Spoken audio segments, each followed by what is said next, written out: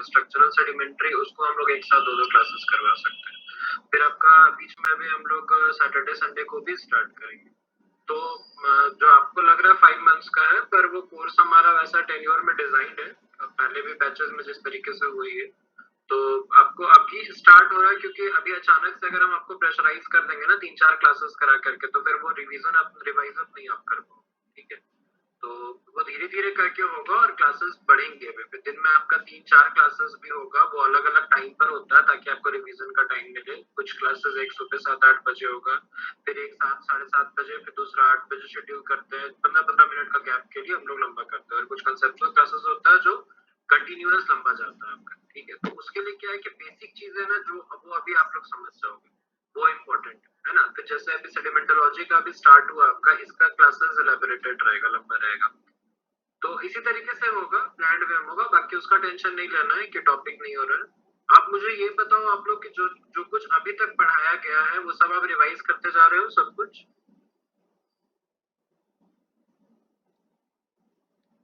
गुंजम गुंजम। हाँ, तो वो आप करते जाओ, क्योंकि वो धीरे धीरे हम लोग मेन बेसिकली अभी फर्स्ट मंथ हम लोग यही प्रैक्टिस कराते हैं सारे स्टूडेंट्स को, कि वो आदत लगे कि जो पढ़ाई हो रहा है वो आपका कवर अप होते चला जाए। आप मतलब अगर इस महीने में कुछ भी पढ़ाई हुआ तो वो आपको एकदम मतलब बाय हार्ट रहे। कहीं पे भी आप उससे रिलेटेड क्वेश्चंस है तो आपको हेजिटेशन नहीं हो, कंफ्यूजन ना हो। तो ये हमारा मेन रहता है। फिर सेकंड मंथ से फिर अभी अक्टूबर वाला टाइम में, क्योंकि थोड़ा सा डिस्टर्बेंस होगा दिवाली दुर्गा पूजा वाले टाइम पे, अगर अभी स्पीड अप कर देते तो वो वाला फिर बहुत अटक जाएगा वो वाला टाइम। तो वहां पर हम लोग एक टॉपिक जमा कर देते हैं दिसंबर, मतलब आपका दुर्गा पूजा से पहले तक।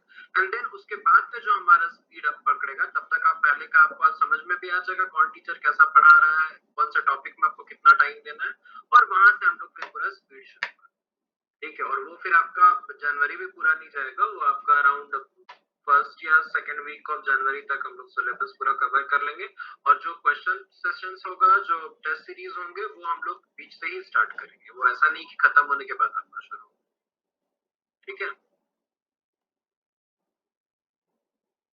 और कोई डाउट? सर मेरी प्रॉब्लम है कि अगर 1 घंटे की क्लास चलती है तो मुझे डिस्टर्बेंस होती है, क्योंकि अगर मिनोलॉजी भी पढ़ रही हूँ तो डेली 1 घंटे क्लास चल रही है, फिर बाकी नेक्स्ट इग्नियस चल रहा है, सेडिमेंट्री। तो मुझे थोड़ी दिक्कत होती है कि मतलब अगर इग्नियस है तो उसको मतलब 2 घंटे के ड्यूरेशन कर ही सकते हैं ना, कि चीजें थोड़ा सा क्लियर और हो जाते हैं। बीच में ब्रेक हो जाता है, फिर दूसरा सब्जेक्ट आ जाता है, थोड़ा मुझे इश्यू होती है। मैं बाकियों को मुझे नहीं पता, मैं मेरी प्रॉब्लम। मतलब आपको टॉपिक कम पढ़ाया जा रहा है उस पे दिक्कत हो रहा है, या फिर एक साथ 2-3 टॉपिक हम लोग पढ़ा दे रहे हैं उस पे दिक्कत?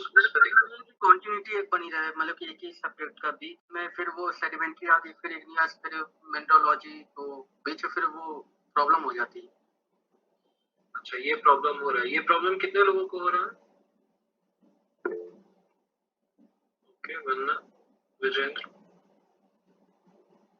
और ठीक है। देखो वंदन, विजेंद्र, क्योंकि आप लोग दोनों ने ही ये क्वेश्चन रेज किया है ना, तो I would like to ask from you both only. आपने स्कूल में एक साथ एक दिन में 5 सब्जेक्ट्स अटेंड किए हैं, वंदन, विजेंद्र? Yes sir. दिक्कत होता था उसमें? दिक्कत होता था? तब प्रॉब्लम होती थी, लेकिन सर स्टार्टिंग में तो हाँ वंदना, बोलिए। सर स्टार्टिंग में एक आध तो दिक्कत हुई थी, बाकी वही रूटीन है तो उसको तो फॉलो करना पड़ेगा ना। हाँ, तो देखो ये आपको थोड़ा बहुत अब इस एज में आकर के ये चीजें आपको समझना बहुत जरूरी होता है कि हम लोग जो स्कूलिंग करते हैं ना, वो हमको एक पैटर्न सिखाता है, ठीक है, कि आप मल्टीपल चैलेंजेस को एक साथ कैसे समझ रहे हैं। नो डाउट, जो आप कह रहे हो, अगर कोई भी लेमैन ये बात कहेगा कि हाँ, एक बार आप स्टार्ट कर रहे हो कोई चीज, उसी का अगर हम एंड कर दे तो वो पूरा टॉपिक एक बार में समझ में आ गया, ये बात सही है। लेकिन आप जब रिवीजन करने बैठोगे ना, तो आज अगर आपको एक टॉपिक में अभी जनवरी, मतलब अगर जून में खत्म कर दूं आपको, और फिर जनवरी में आपको एकदम टोटली अलग टॉपिक और जून का पढ़ाया हुआ आप जब जनवरी में खोलोगे ना, आपको कुछ समझ में नहीं आएगा।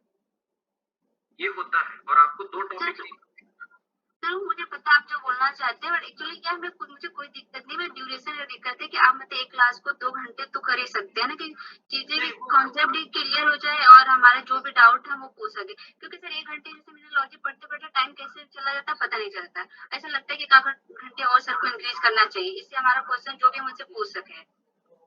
नहीं ठीक है, वो होगा आपका। अगर वैसा डाउट है, अगर ये बाकी सारे स्टूडेंट्स का था तो हम लोग स्ट्रेटजी में चेंज कर देंगे। बट द थिंग इज कि आप देखो बंदा, it's about getting into practice. ठीक है, अल्टीमेटली सारा चीज यही मैटर करता है। लोग सारा चीज पढ़ के आते हैं, एग्जाम में जाकर के वो सारा क्वेश्चंस को एक बार देखते हैं, आधा क्वेश्चन छूट जाता है। ठीक है, कई बार ऐसा होता है कि आप क्वेश्चंस को, आपको वही क्वेश्चन 3 घंटे की जगह अगर आपको लंबा टाइम दे दो तो आप कर लोगे 4-5 घंटे में, पर वो न्यूमेरिकल्स या फिर वो सब होता है वो समझ नहीं पाता। तो यहाँ पे हमारा मेन मकसद है ना, हम आपको सिर्फ चैप्टर क्लास की तरह, कॉलेज की तरह कंप्लीट करा करके नहीं छोड़ते। आपको वो टेक्निकल नो हाउ भी होना चाहिए कि आप कैसे चीजों को समझ रहे हैं। तो अभी जो आपका 2-3 टॉपिक्स हम लोग एक साथ पढ़ा रहे हैं, उसका साथ मेन कारण क्या है कि आपको ये आदत हो, ये समझ में आए कि आप 2-3 टॉपिक्स को एक साथ लेकर सको। And this is similar to what you have already done in the school, है ना। और वहां पर तो और मल्टीपल डिविजन्स होते थे। आप फिजिक्स केमिस्ट्री मैथ्स सिर्फ नहीं पढ़, सॉरी फिजिक्स केमिस्ट्री बायो नहीं पढ़ रहे हो, आप साइंस भी पढ़ रहे हो, आप हिस्ट्री भी पढ़ रहे हो, आप हिंदी संस्कृत भी पढ़ रहे हो, है ना। यहाँ पे तो फिर भी आपको रिलेटेबल टॉपिक्स, यहाँ पर आप फिर भी एक जियोलॉजी के आप डिफरेंट चैप्टर्स को पढ़ रहे हो, जो कि आज के डेट में एक नए ब्रांचेस, डिफरेंट ब्रांचेस की तरह यहाँ पर बनता है। ठीक है, जहां तक बात है आपके आवर्स इंक्रीज करने का, तो आवर्स इंक्रीज होंगे वरना, but we have already seen in different batches कि अगर हम लोग शुरू में 2-2 घंटे कर लेते हैं। मिनरोलॉजी का आप मुझे बताइए कितना क्लासेस हुआ है मिनरोलॉजी का? 7 तो हुए होंगे। 7 क्लासेस में ऑलमोस्ट कितना ऐसा नया मिनरल्स है जिसके बारे में आप पढ़े हो, या मतलब आपको लगा है कि हाँ ये नया चीज सुना है, या फिर इसको नोट डाउन करने का जरूरत है? सर एक्चुअली हम जहाँ से हमने कॉलेज किया है वहाँ पर इसकी बेसिक चीजें लोगों ने बताया, बट वही सर ने चीजों को मतलब बेसिक बताया। तो उनके सब्जेक्ट में क्या होता है सर, और अच्छा होता है कि और अगर सर टाइमिंग बढ़ा जाए तो पढ़ने का मतलब मूड भी रहता है, क्योंकि वो इस तरीके से पढ़ाते हैं कि ऑटोमेटिक होता है कि सर और इंक्रीज देना टाइम से बोर नहीं होंगे, उनके क्लास में इंजॉय करते रहते हैं। नहीं ठीक है, मैं बता दूंगा वो चीज। बट मेरा क्वेश्चन आपसे ये है कि इसमें कितने सारे नए मिनरल्स का नाम आपने सुना ये क्लासेस में? मिनरल्स तो नहीं थे, बाकी सर जो पढ़े उसी सर को, उसी सर उस चीजों को बताया। मिनरल फैमिली पढ़ाई नहीं हुई है, मिनरल फैमिली से रिलेटेड क्वेश्चंस नहीं हुए हैं।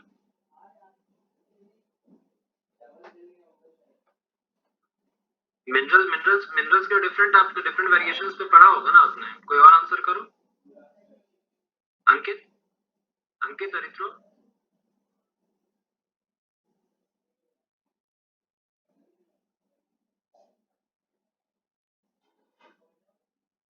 मिनरल्स में क्या इलैबोरेटेड आपके हुआ है ना, मतलब डिफरेंट टाइप ऑफ मिनरल्स तो आप पढ़े होंगे ना अभी। हाँ सर, मिनरल फैमिली पढ़ेंगे। हाँ मिनरल फैमिली की मैं बात करूँ, मिनरल फैमिली पढ़ा। पॉलिन ग्रुप उनमें मिनरल्स भी। हाँ राइट। तो देखो, तो मिनरल फैमिली में इसी वजह से मिनरल फैमिली की बात कर रहा हूँ।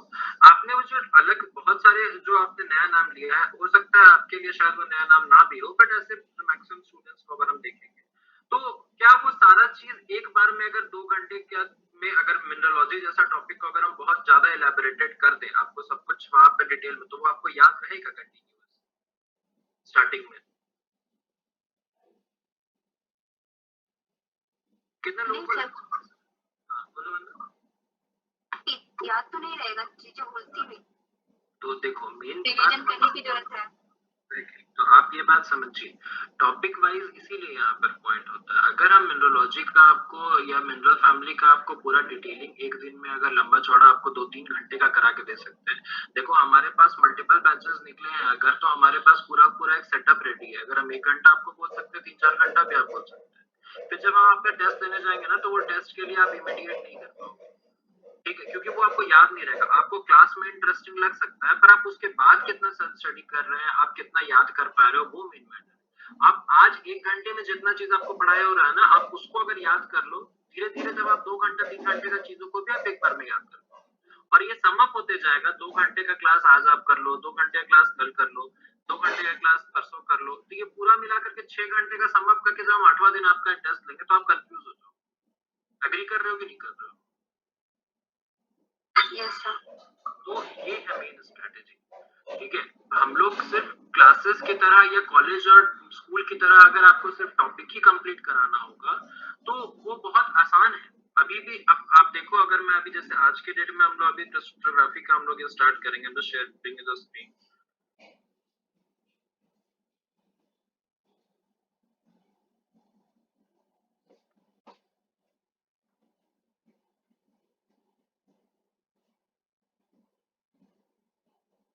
I hope my screen is visible. Yes sir. ये दिख रहा है आपको स्लाइड? सर ये लगभग सारे टीचर्स के पास होता है अलग अलग तरीकों से। ये क्रिस्टोग्राफी का जो टॉपिक आपका स्टार्ट होगा ये टोटल 53 स्लाइड्स में, आप समझ रहे हो, पूरा 53 स्लाइड्स है। तो मेरे लिए it won't be very tough अगर मैं आपको एक दिन में ये पूरा 53 स्लाइड्स पूरा एक बार में बतला दूं, but would be that okay to you all?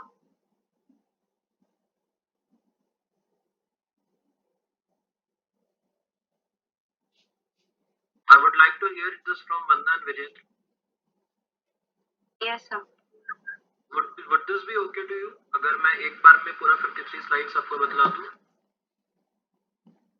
No sir, एक ही तो दी। एग्जैक्टली, तो आप ये चीज समझिए, ठीक है। और अब और फिर भी मैं ये एग्री कर रहा हूँ कि हो सकता है आपके लिए 1 घंटे का क्लास, आप 2 घंटे का क्लास को भी बहुत अच्छे से रिवाइज आप करके आप उसको आगे बढ़ा सकते होगे, पर वो धीरे धीरे अगर हम लोग आपको देंगे ना तो आपको लोड नहीं पड़ेगा। देखो, प्रिपरेशन को जब तक आप एंजॉय करते हुए करोगे ना तो ही वो आपको लास्ट तक फ्रूटफुल देता है। अगर आप सोच रहे हो कि आज मेरे पास बहुत पोटेंशियल है, अगर हम 2-3 घंटा आराम से कर सकते हैं, ये 3 घंटा बिना ब्रेक का आप 10 दिन कर लो, 11वां दिन आपको खुद समझ में आएगा कि जो हम पढ़ रहे हैं ना वो मेरे दिमाग में घुस नहीं रहा, वो बस पढ़ रहे हैं। ठीक है, तो ये प्रॉब्लम होता है। तो हम लोग और आप समझो, आप 50% प्रिपेयर करके भी आप कॉन्फिडेंटली आंसर दोगे ना तो स्कोर कर लोगे, पर लोग 90% भी पढ़ करके जाते हैं और इसी कॉन्फिडेंस की कमी की वजह से वो लोग परफॉर्म नहीं कर पाते। तो we need to go on strategically. ठीक है, are you guys convinced with this? Okay sir. और कोई जिनको कोई डाउट है?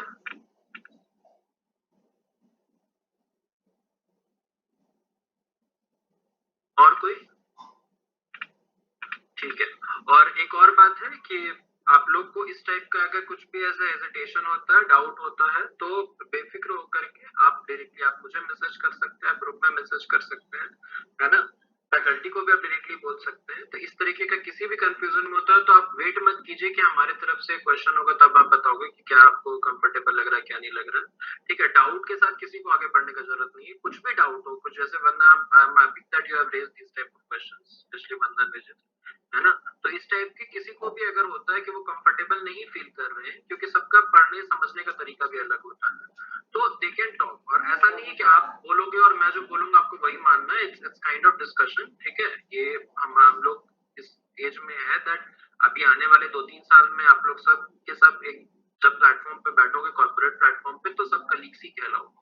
ठीक है, and most of you are either graduate or are doing the masters, तो आप लोग ऑलरेडी उस एज में हो that we can exchange our thoughts, है ना।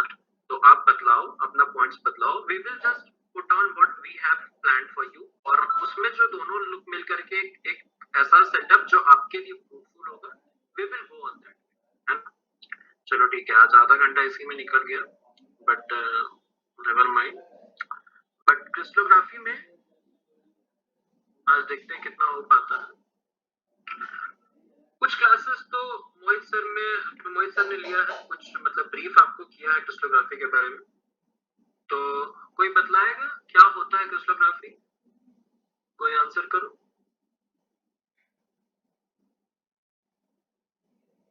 रेगुलर एक ज्योमेट्रिक शेप होता है।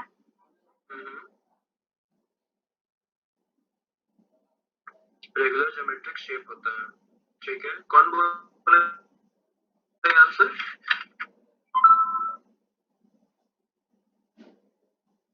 नाम बताना प्लीज। वंदना। ओके, और कोई आंसर? और कोई? हरित्रो?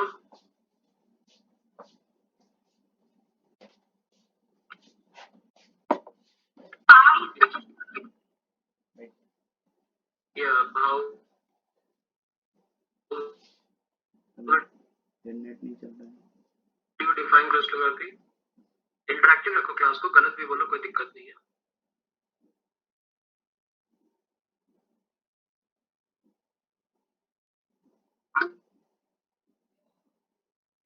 रेगुलर अरेंजमेंट कुछ करके एनहांस करके कोई बोलना चाहेगा?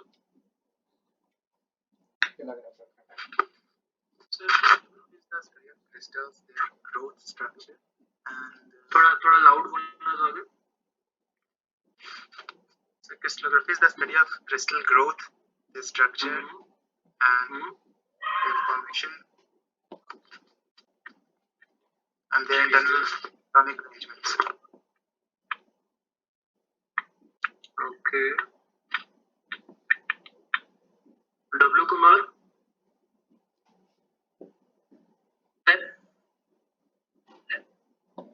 क्रिस्टोग्राफी कैसे डिफाइन करोगे? अंकित, तुम्हारे बैच से और लोग कोई ज्वाइन नहीं किया है क्या? सर एक कोई भी नहीं दिख रहा अंकित? सर पता नहीं, एक मिनट देख रहा हूँ। एक को कॉल किया था सर, उसने कॉल नहीं उठाया, और एक की तबीयत खराब है तो वो आज ज्वाइन नहीं कर पाई।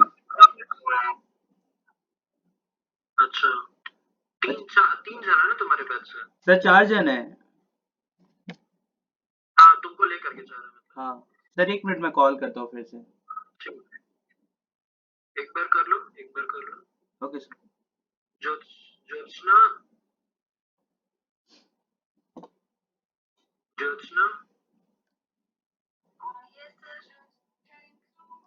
how will you define crystallography?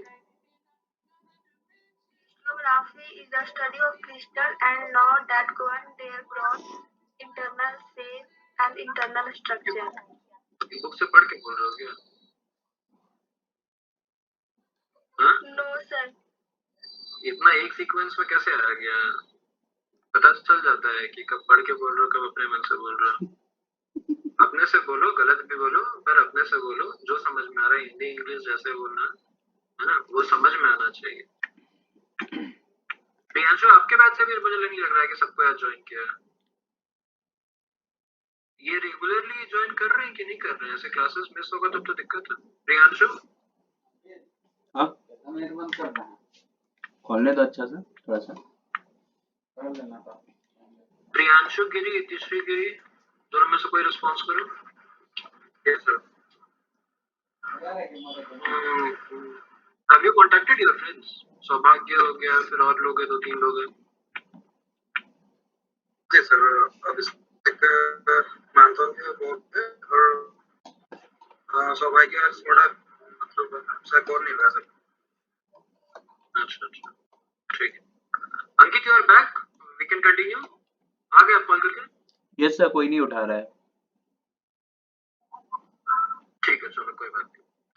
Okay, तो क्रिस्टोग्राफी का आपको लोग टूटा फूटा ठीक ठाक दिए हो आंसर, है ना? बस थोड़ा सा डिटेल में आप लोग समझो। क्रिस्टोग्राफी बेसिकली कुछ नहीं है, मिनरलोजी आप लोग पढ़े हो ऑलरेडी, ठीक है? मिनरलोजी का ही एक ब्रांच है, और स्पेसिफाइड वे में जब हम लोग पढ़ते हैं तो वो हमारा क्रिस्टोग्राफी कहलाता है।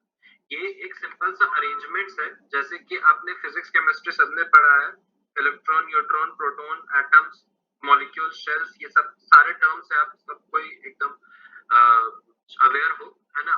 तो अगर हम बेसिक फॉर्मेशन का बात करें तो it is just these atoms, ठीक है? एटम्स क्या होता है फिजिक्स में आपको पता है, एक बेसिक चीज, मतलब एक बेसिक फॉर्मेशन जिसके थ्रू और आगे असेंबलेज से उसका आगे नया नया शेप चीजें बन सकता है, और वो एक ऑर्गेनाइज्ड फॉर्मेट में होता है।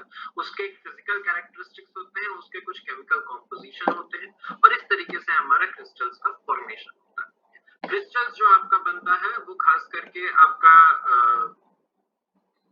जैसे हम लोग इग्नियस में खास करके देखते हैं क्रिस्टल फॉर्मेशन होता है, तो वो अलग अलग फॉर्मेशन से भी बन सकता है। वो आपका सॉलिड फॉर्मेशन से भी आपका क्रिस्टल डेवलप हो रहा है, कई बार आप सॉल्यूशंस में जहां पर जा रहे हो, सॉल्यूशंस के साथ आपका मेल्ट में के साथ अगर आपका कुछ कनेक्शन हो रहा है, जैसे कि हम लोग हाइड्रोफ्लोरिक मेल्ट्स के बारे में पढ़ते हैं कि अगर कोई वेन फॉर्म हो रहा है, फ्लूइड अगर आपका जा रहा है किसी सॉलिड में, तो वो वेन आसपास के स्ट्रक्चर्स को जहां से वो परकोलेट करेगा, वो आसपास के एरियाज को भी ग्रेन्युलेट करता है ना?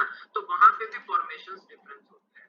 सॉल्यूशंस नॉर्मल है, मैग्मा से आपका जो कंसोलिडेट कर रहा है, तो वहां पर आपका कई बार जाकर के एक न्यूक्लियस का फॉर्मेशन होता है, और वो एक न्यूक्लियस का फॉर्मेशन, फिर आपको उसके अरेंजमेंट्स के अलावा फिर सेम अरेंजमेंट से वो उसके आसपास सराउंड करता है चीजें, फिर सिमिलर अरेंजमेंट से वो उसके आसपास सराउंड करता है, और इस तरीके से एक अलग टाइप का आपका स्ट्रक्चर फॉर्मेशन बन जाता है, ठीक है, जो कि आगे चल करके हम लोग क्रिस्टल्स कहते हैं। इसके सारे जो अरेंजमेंट्स है वो सिमिलर होंगे, ठीक है। तो क्रिस्टलाइजेशन से रिलेटेड कुछ जो बेसिक चीजें हैं वो पॉइंट वाइज करके मैंने आपको इसलिए यहाँ पे लिखा है, एक तो ये समझने में आपको आसान होगा, और दो तीन बार इसको पढ़ लोगे तो आपको क्वेश्चंस जो होगा आंसर एग्जाम्स में वो आप मिस नहीं करोगे, क्योंकि जो खास करके जैम में भी कुछ क्वेश्चंस होते हैं बेसिक से, फिर गेट में भी कुछ क्वेश्चंस उसमें आते हैं जो कि इन सारे पॉइंट्स से रिलेट करके आपको मिलता है। तो ऐसे मल्टीपल पॉइंट्स से सिर्फ क्रिस्टलाइजेशन क्या होता है ये कंसेप्चुअली आप समझ गए कि एक एटम है। एटम्स ये इस तरह से देखो आप, ये एक एटम है, ऐसा एटम्स अगर 3-4 मिल करके एक कॉम्पोजिशन में एक मॉलिक्यूल बनाता है, ठीक है। अब ये मॉलिक्यूल जब सिमिलर शेप में आता है, ये इस फॉर्म में आया, एक मॉलिक्यूल ये रहा, एक मॉलिक्यूल ये रहा, एक मॉलिक्यूल ये रहा, और अब देखो, और ये चारों मॉलिक्यूल्स ना कनेक्टेड है एक प्रॉपर पैटर्न में, जैसे कि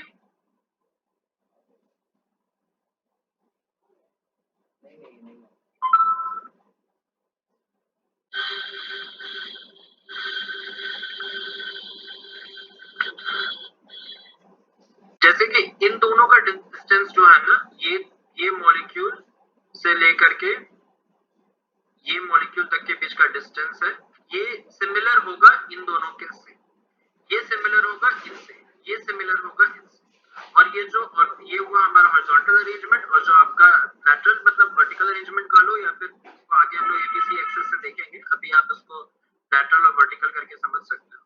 तो ये जो फॉर्मेशन आपका बना, ये जो एक डिस्टेंस हुआ, ये एक कॉमन डिस्टेंस दिया हुआ यहाँ से, एंड देन इस सी एक्सिस के अलोंग जो हुआ ये। तो आप देखो, एक लाइन ये गया, एक लाइन ये गया, और एक लाइन ये गया, है ना। ये जो 3 एक्सेस होता है ना हमारा, ये हमारा क्रिस्टलोग्राफिक एक्सेस कहलाता है, ठीक है। और क्रिस्टलोग्राफिक एक्सेस के अलोंग ही आपका अलग अलग फेसेस फॉर्म होता है, अलग अलग क्रिस्टल सिस्टम्स बनते हैं, और ये सारा क्रिस्टल्स आपका सेम अरेंजमेंट इसीलिए शो करता है क्योंकि ऐसे ही एक सेटअप है जो कि आपका हर जगह चलेगा। फॉर एग्जाम्पल अगर हम इस यूनिट सेल को देखें तो आप देखो, इसके जो हमारे डिस्टेंस है तीनों एक्सेस के बीच में, ये सिमिलर है। अगर हम दाया बाया इसको दो मॉलिक्यूल्स के बीच का डिस्टेंस को काउंट करेंगे तो कोई भी मॉलिक्यूल्स जो कि लेफ्ट एंड राइट वे में पोजीशनड है वो यहाँ पर हमारा सिमिलर होगा। और वैसे ही अगर हम इस डिस्टेंस को पॉइंट आउट करेंगे, ये डिस्टेंस को, तो वो भी हमको हर जगह पर सिमिलर मिलेगा। And the same cases with the third direction as well, ये डायरेक्शंस, है ना। तो इसको हम लोग और डिटेल में लैटिसेस में पढ़ेंगे आगे, बट आप समझो कि क्रिस्टल का फॉर्मेशन अगर आपको कोई बताए तो वो आप ऐसे कंप्लीट वे में आप बतलाओगे, ठीक है, कि एटम को इसका समझने के लिए हो गया, क्या बतलाओगे वो मैं आपको नेक्स्ट स्लाइड में बता रहा हूँ। तो ये एटम से मॉलिक्यूल्स, मॉलिक्यूल्स यूनिट सेल बना। अब ये यूनिट सेल जो है, ये आप देखो अलग अरेंजमेंट्स में यहाँ फॉर्म हुआ है, ये जैसा आपको यहाँ से यहाँ अरेंजमेंट दिखाना, ये सिमिलर डिस्टेंस में आपको यहाँ पर एक और मॉलिक्यूल बनेगा, ठीक है। Just a second.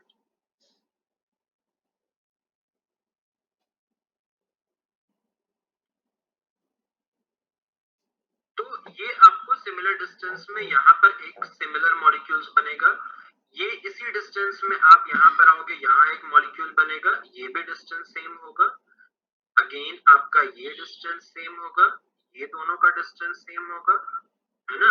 और इस तरीके के फॉर्मेशन से हमारा ये बढ़ते चला जाएगा। सिमिलर केस आपका फिर ऊपर भी जाएगा, ऊपर भी सेम डिस्टेंस से हम लोग को ये मॉलिक्यूल मिलता है। तो आप समझ लो कैसे अरेंजमेंट हो रहा है ना। ये आप इसको रिलेट कर सकते हैं आप डिफरेंट सेल्स जो हमारे बॉडी में अलग टिश्यूज और फिर मसल टिश्यूज बनाते हैं उससे, या फिर आप रिलेट कर सकते हो किसी दीवार को खड़ा करने के लिए आपका ईंटा जैसे जुड़ते जाता है उससे। तो ये एक अलग अरेंजमेंट है, जैसे यहाँ पर हमने देखा कि एक सिमिलर अरेंजमेंट से आगे बढ़ते चला जा रहा है, यही अरेंजमेंट आपको यहाँ पर देखने को मिल रहा है। देन अगेन आप देखो, जब यहाँ पे पैटर्न हुआ है कि यहाँ पर वो एक लाइन छोड़ करके आपका क्रिस्टल फॉर्मेशन हो रहा है, ये इस जगह पर, है ना। यहाँ के बाद फिर आप देखो ये सिमिलर नहीं, ये वाला जो एरिया बन रहा है ना हमारा, ये हमारा अलग है ना, आगे बढ़ रहा है।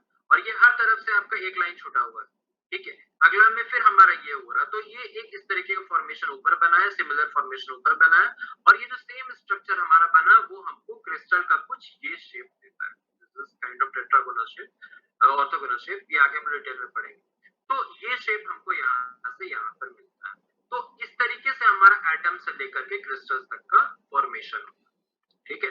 इसी को हम लोग थोड़ा सा टर्मिनोलॉजीज में देखें तो सिंपल फॉर्म में जैसे हर कोई आंसर दे सकता है, formation of crystals is crystallization, crystals can be form from solution, melts and vapours.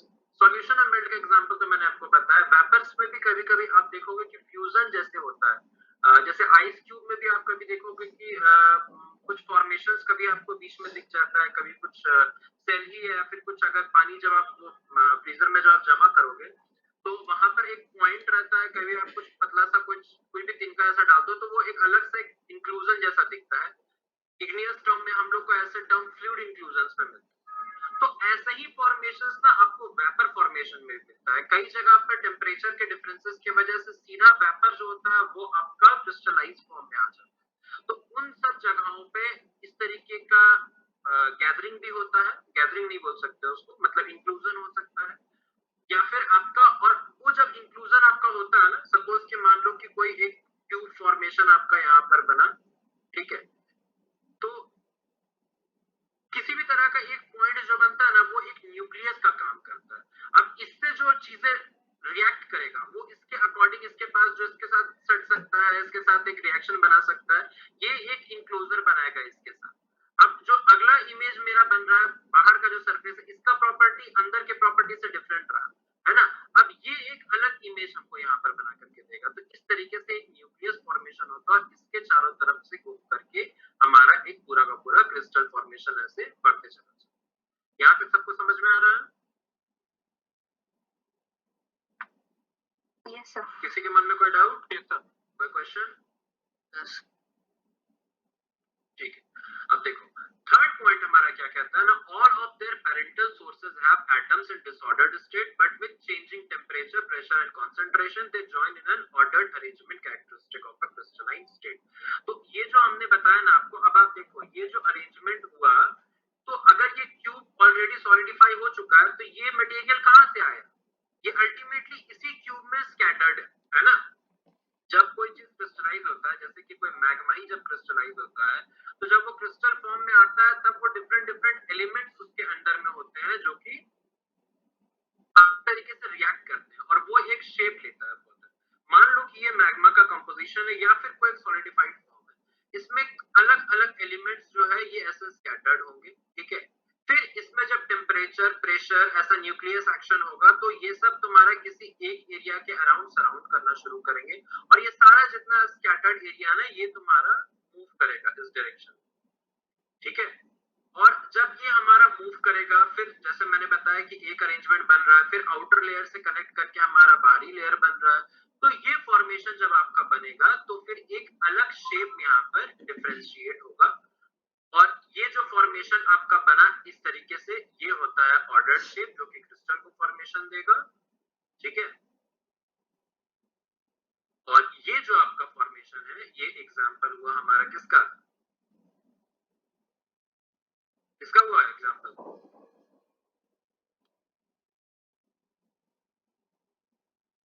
इसका हुआ एग्जांपल बोलो। मैंने मार्क भी किया तो भी कोई नहीं बोल रहा। सर डिसऑर्डर्ड का, डिसऑर्डर सिर्फ आंसर आ रहा है, बाकी लोग नहीं है क्या? है सर।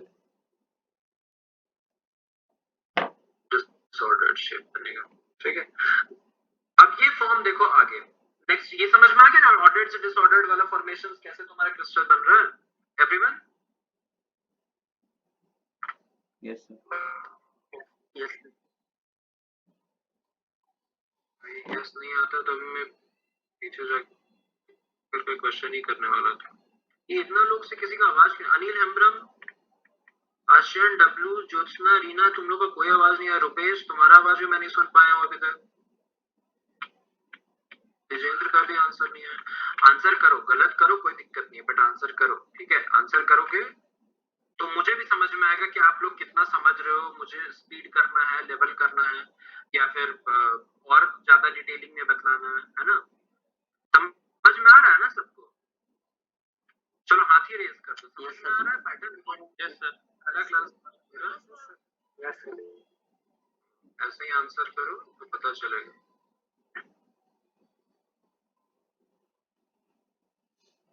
ठीक है, अब देखो नेक्स्ट पॉइंट हमारा क्या है ना, all crystals are basic building blocks that is called unit cells. ये जो हमने पीछे पढ़ा ना आपका, अलग अलग फॉर्मेशंस में हमारा ये जो बनता है यूनिट सेल्स, इसी को हम लोग ये बिल्डिंग ब्लॉक्स से फॉर्म। देखो ये मैं एक एक पॉइंट आपको चाहो तो मैं एक बार पूरा दे दूं, बट अभी थोड़ा हम लोग इस पर डिस्कस करते जा रहे हैं ताकि वो दिमाग में रहे, आपको याद करने में आसान।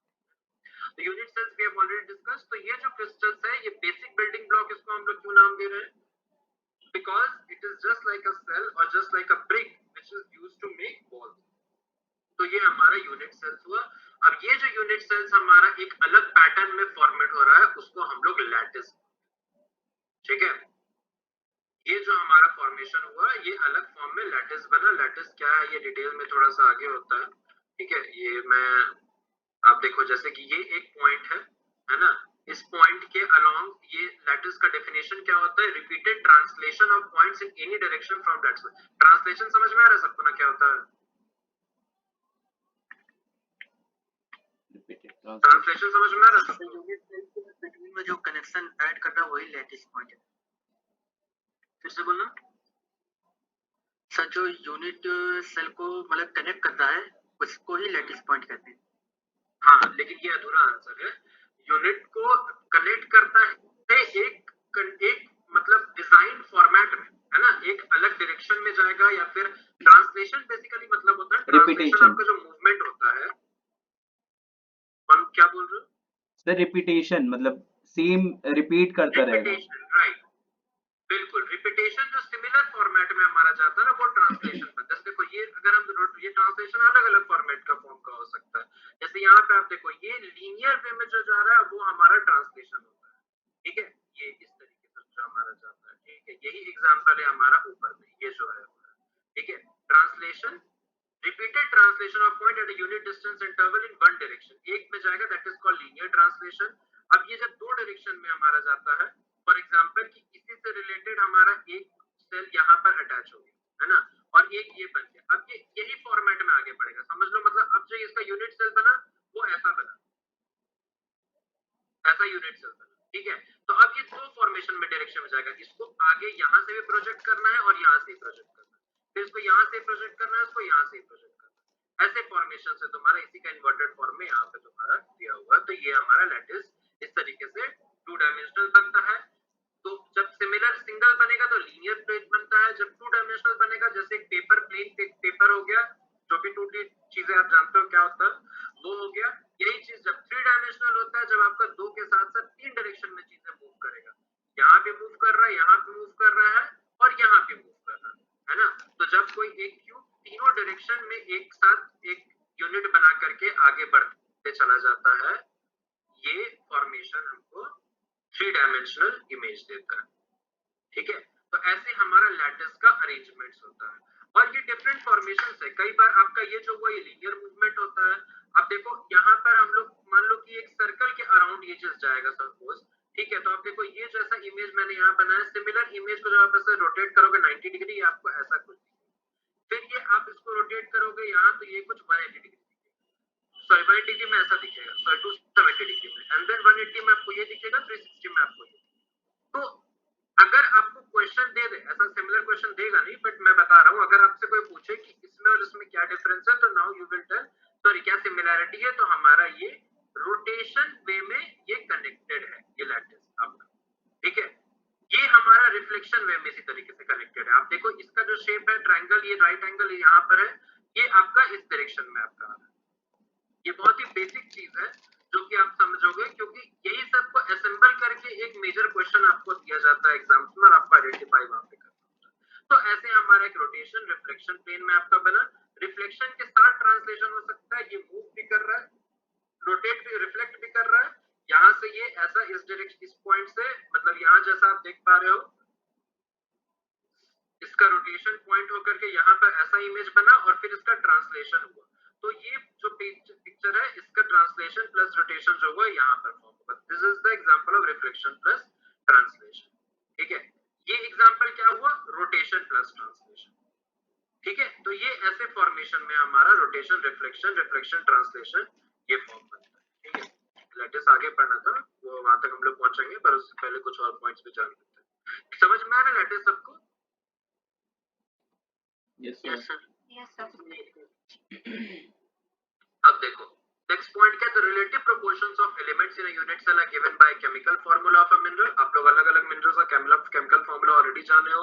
जैसे SiO4 में एक सिलिकॉन है 4 ऑक्सीजन है, तो वो एक अरेंजमेंट बना रहा है, सिलिकॉन का एक स्ट्रक्चर बना रहा है, और जितना भी वो आगे मूव कर रहा है, पहले हम लोग सिंगल एक सोलोसिलिकेट देख रहे हैं, नेओसिलिकेट देख रहे हैं, फिर सॉरी मेसोसिलिकेट फिर देख रहे हैं, फिर आपका उसी का चेन स्ट्रक्चर बन रहा है, फिर डबल चेन स्ट्रक्चर बन रहा है। वो कैसे आपका वही अरेंजमेंट जो आपका है केमिकल फार्मूला अगर मतलब आपका बन रहा है सिलिकॉन ऑक्सीजन का, वो अरेंजमेंट से हम लोग कंटिन्यूएशन में आगे बढ़ते हैं, तो वो आपका एक पूरा का पूरा मिनरल का शेप देता है। तो अगर हम उसको मतलब उलट के बोले तो यही बात होता है कि relative proportion of elements in a unit cell are given by a chemical formula of a mineral. Now crystals belong to one of the 6 crystal systems. 6 crystal systems जो होंगे वो हम लोग आगे पढ़ेंगे। डिफरेंट टाइप्स ऑफ सिस्टम्स होते हैं, ये अलग अलग अरेंजमेंट जैसा बन रहा है उसी फॉर्म का अलग फॉर्म होता है, उसका अलग अलग कंट्रीब्यूशन होता है शेप में अलग अलग मिनरल्स के formation. Now each crystal system is characterized by unit cell of a distinct shape and symmetry। ये आप समझ रहे हो क्या बोला गया है? Total crystal system is dependent on both unit cell symmetry and lattice symmetry, है ना? Unit cell क्या हुआ पता है सबको? यूनिट सेल क्या होता है आप सबको समझ गया है? Yes sir. लैटिस सबको समझ गया है? तो यूनिट सेल सिमेट्री क्या होगा ये सबको समझ में आ रहा है? Yes sir. कोई भी एक है जिसको नहीं समझ में आ रहा जवाब दो। लैटिस सिमेट्री क्या हुआ ये कोई है जिसको नहीं समझ में आया? लेटेस्ट सिमेट्री आ गया सर। आ गया सबको, ठीक है। नेक्स्ट आगे देखो। Now since the arrangement of atoms conforms to a certain set of symmetry elements, any physical property of the mineral determined by its structure, optical properties, thermal conductivity must also conform to this symmetry। ये conform का मतलब क्या हुआ कि उसके साथ line up होना चाहिए, टाई अप होना चाहिए। ठीक है, जैसे कन्फर्मिटी आप लोग पढ़े हो, अनकन्फर्मिटी मतलब वो उसी से फॉर्म यहाँ पर आया है कि जब अरेंजमेंट जो होगा वो अगर एक सिमिलर डायरेक्शन में जा रहा है, सिमिलर सेटअप के साथ वो आगे मूव कर रहा है, फिर चाहे वो यूनिट सेल का हो, फिर वो यूनिट सेल जुड़ करके लैटिस का हो, वो पूरा का पूरा एक अरेंजमेंट डेवलप हो रहा है, तो वो एक तरह का क्रिस्टल फॉर्मेशंस बनाएगा। और उस सेटअप में जितने भी फॉर्मेशंस होंगे, है ना, उनका फिजिकल प्रॉपर्टी जो होगा वो हमको सेम मिलेगा, उसका ऑप्टिकल रिएक्शंस जो होगा वो हम लोग को सेम मिलेगा, थर्मल कंडक्टिविटी होगा वो हमको सेम मिलेगा, इलेक्ट्रोलिटिक कैरेक्टरिस्टिक्स जो होगा वो सेम मिलेगा, ये सब चीजें होता है।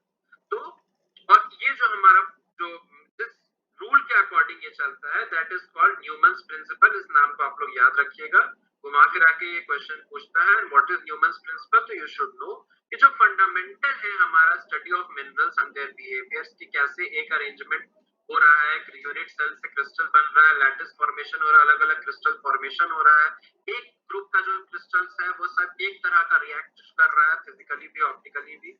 ठीक है, ये सारा चीज हमारा जो स्टैब्लिश हुआ ये न्यूमन्स प्रिंसिपल के अंडर हुआ है। तो व्हाट इज न्यूमन्स प्रिंसिपल ये आप लोग को अच्छे से समझ में आ गया।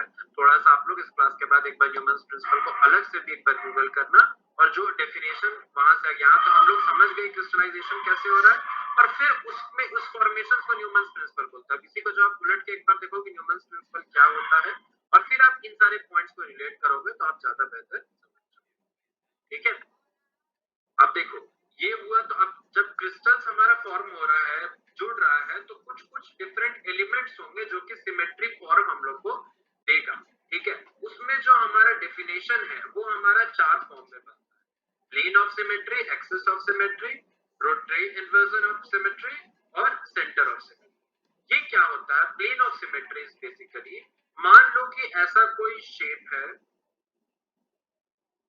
ठीक है, ये उतना अच्छा बना नहीं शेप,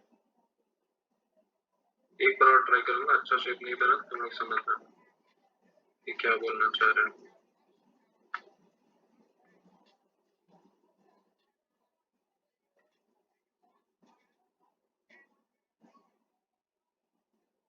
चलो ठीक है, तो मान लेते हैं कि ये एक शेप है और अगर यहाँ से एक प्लेन जा रहा है, do you think this image is somehow similar to this image?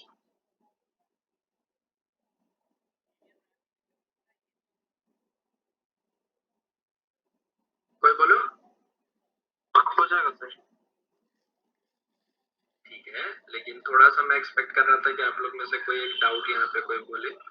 Actually ये हमारा ये भी होगा, बट ये आपका ज्यादातर रिफ्लेक्शन का हमारा एग्जांपल है। प्लेन ऑफ सिमेट्री कैसे होगा आपका, ये पॉइंट जब जाएगा, जैसे ये पॉइंट जब बन रहा है आपका, अब ये इमेज को आप देखो और ये इमेज को देखो, इन दोनों में सिमिलरिटी ज्यादा हो रहा है। तो ये इसको हम लोग समझने के तौर पर इसको एग्जांपल नहीं समझेंगे वरना कंफ्यूजन होगा, हम लोग समझेंगे इसको। I was expecting this answer from you guys, लेकिन मुझे लग रहा है कि आप में से कुछ लोगों को नींद आ रहा है। कोई बात नहीं, नींद नहीं आ रहा सर। तो ये जो हमारा फॉर्मेशन हुआ, ऐसे अगर कोई भी एक प्लेन है ना, कोई भी एक प्लेन आप ले लो, उसके अलोंग जब हमको सिमिलर डायरेक्शन मिलता है, सिमिलर शेप मिलता है, तो वो सिमेट्री मेंटेन करता है। Like this one is equal to this one, हम टू भी लिख सकते थे, but because these both are having the similar shape, इसलिए हम इसको वन पर लिखे। तो ये शेप और ये शेप हमको जब सेम मिल रहा है, तो जिस प्लेन के थ्रू ये सेपरेटेड है, इसको हम लोग प्लेन ऑफ सिमेट्री।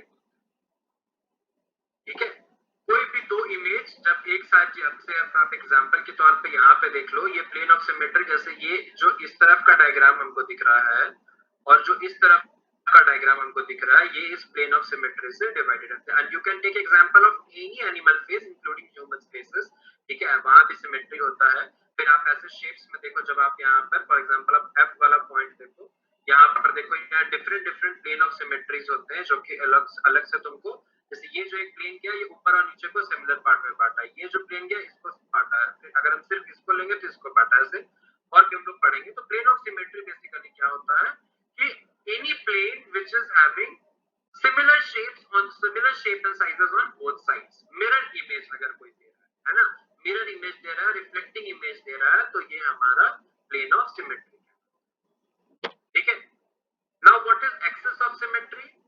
जैसे एक प्लेन के अलोंग आपका दो इमेज बन रहा है, इसको अगर मैं और प्रिसाइजली अगर बनाऊं, तो ये इमेज कुछ ऐसा बनेगा और ये होगा हमारा प्लेन ऑफ सिमेट्री ना।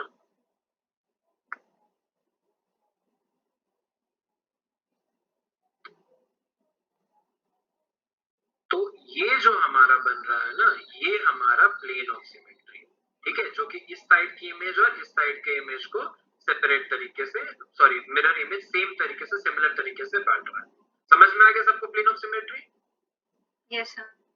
Now what is axis of symmetry? ये जो हमने पहले इमेज बनाया था ना, कि एक अगर एक्सिस है ना, एक एक्सिस है, उसके अलोंग अगर हमको इधर और इधर सिमिलर चीजें मिलता है, तो ये हमारा एक्सिस ऑफ सिमेट्री होता है। ये अक्सर हमको जो क्रिस्टल फॉर्म्स तो देखे होंगे सबको, क्रिस्टल फॉर्म सबको देखे हो?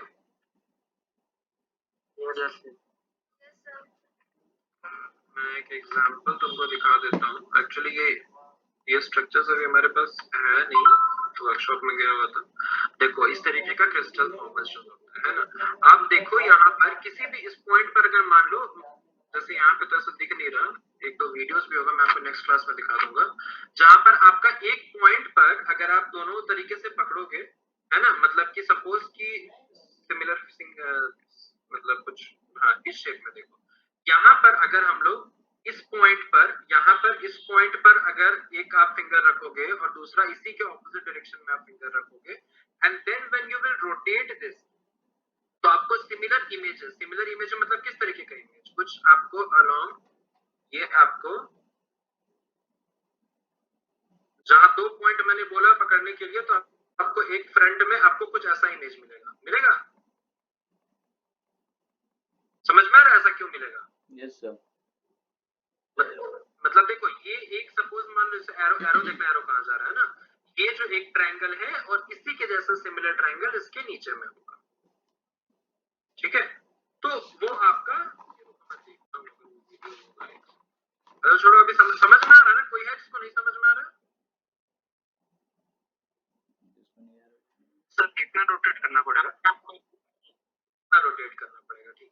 समझ रहे हो, आते हैं उस पॉइंट पर। तो यहाँ पर मैं बोल रहा हूँ कि जब इस पॉइंट को या उस पॉइंट को जब हम लोग फिगर मतलब पॉइंट करके जब यहाँ पे देखेंगे तो हमको कुछ इस तरीके का इमेज मिलता है ना। अब इसको तुम पूरा का पूरा 360 रोटेट करो, ठीक है। अब 360 रोटेट जब हम लोग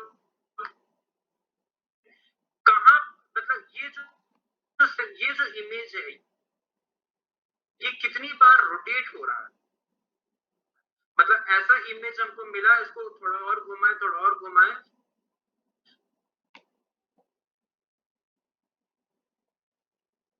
के बाद रोटेट करोगे उसको पूरा 360 डिग्री, तो जितना बार आपको ये वाला सिमिलर फेस मिल रहा है और जब ये डॉट वाला पॉइंट आएगा तो रुक जाए, है ना। तो पूरा 360 डिग्री आपको मिल गया और उसमें जितना बार आपका ये इमेज आया हम लोग उसको उतना फोल्ड एक्सेस, ठीक है। मतलब कि अगर आपका इस तरीके का इमेज अगर मान लो कि 360 डिग्री हम पूरा घुमा रहे हैं तो अगर ये 4 बार आ रहा है तो दैट इज 4 फोल्ड एक्सेस, अगर 2 बार आ रहा है दैट इज 2 फोल्ड एक्सेस और उसका साइन ऐसा रहता है, ठीक है। थोड़ा सा उसको मैं और एक्सप्लेन करूंगा क्योंकि हो सकता है इतना में समझ में नहीं आया होगा सबको। सबको समझ में आया है, पता चल रहा है क्या मैं बोल रहा हूँ? एक्सेस ऑफ सिमेट्री समझ में आया? Yes. सबको? कोई भी ऐसा है जो नहीं समझा? कोई भी एक हेजिटेट मत करो, मास्टर्स का स्टूडेंट या ग्रेजुएशन का भी कोई होगा बोल सकता है। कोई है जिसको नहीं समझ में आया? ये देखो बहुत इंपॉर्टेंट है ना, ये plane of symmetry, axis of symmetry, ये सब अभी तुम समझ लो क्या होता है, बाद में तुमको हर फिगर में कैलकुलेट करना पड़ेगा इसमें कितना प्लेन है कितना एक्सिस, और इसी के बेसिस पर हम लोग अलग अलग नोमेनक्लेचर देते हैं, इसका मिलर इंडिसेस बनता है, एचएम सिंबल बनता है, ठीक है, और वो सब फिर फॉर्म बनता है, एक स्फेरिकल फिगर बनता है जिससे क्वेश्चंस आते हैं। तो ये बहुत बेसिक और बहुत इंपॉर्टेंट है। अगर एक भी ऐसा स्टूडेंट है जो नहीं समझ रहा एकदम बिना हेजिटेट किए बोल सकता है, रोक सकता है, दोबारा से उसको बताइए, ठीक है। एक्सिस ऑफ सिमेट्री सबको क्लियर है? मैं एक बार फिर से थोड़ा एक्सप्लेन कर देता हूँ, ठीक है। जैसे ये आपका प्लेन है, एक प्लेन के अलोंग आपको ऐसा दिख रहा है, उसी तरीके से एक एक्सेस अगर है मतलब कि एक लाइन है ना, एक्सेस कौन सा हो सकता है, ए बी और सी एक्सेस मैंने वहां बताया ना, तो ये तीन में से कोई भी एक्सेस हो सकता है या तीनों हो सकता है ना। तो इसमें से एक एक्सेस मान लो आप एक फिंगर यहाँ रखो एक फिंगर यहाँ रखो और जब इसको ऐसे करके आप रोटेट करोगे तो आपको जितना सिमिलर फेसेस मिल रहा है वो आपको एक्सेस ऑफ सिमेट्री को डिफाइन। आप यही चीज यहाँ और यहाँ फिंगर रख के भी कर सकते हो, यही चीज आप यहाँ और यहाँ फिंगर रख के भी कर सकते हो, है ना। ये अलग अलग शेप लेता है, ये यही फॉर्म तुम्हारा क्यूब भी बना रहा है, जैसे ये अगर ये सब सेम रहे तो वो आइसोमेट्रिक होता है, वो आगे जाएंगे अभी कंफ्यूजन हो जाएगा, ऐसे सब बता देंगे, है ना। तो ये हमारा डिफरेंट शेप्स जो हमारा बनता है वो एक्सेस ऑफ सिमेट्री को डिजाइन करता है, डिराइव करता है। Now what is rotary inversion axes of symmetry?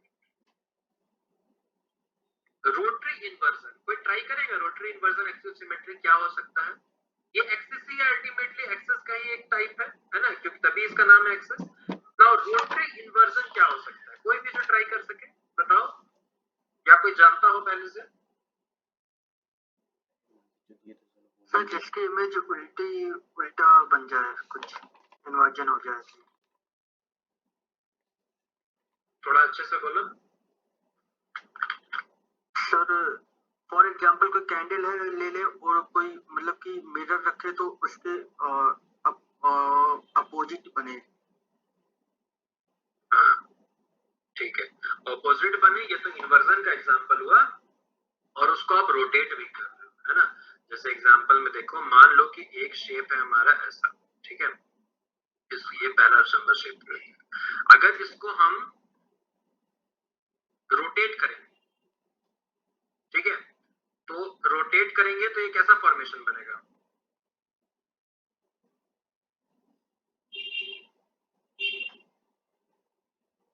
नहीं, इससे तुम्हारा पहले इन्वर्ट ही चलो कर लो, ठीक है। ये जब यहाँ पर हुआ इसको अगर हम लोग इन्वर्ट कर रहे हैं तो ये हमारा बना कुछ इस तरीके का फॉर्मेशन बना, ठीक है। रोटेशन हुआ और फिर जब हम इसको इन्वर्ट कर देंगे तो ये हमारा ऐसा फॉर्म बनेगा, तो ये और ये शेप जो होगा वो हमारा सिमिलर होगा। समझ में आया? समझ में आया कि नहीं आया? Yes sir. Yes sir. एक बार फिर से सर। हाँ बता रहे, एक सेकंड, मेरा कुछ अटकने लगा पीपीटी। एक मिनट, हाँ मेरा पेन टैब अटक रहा था। Determine rotation and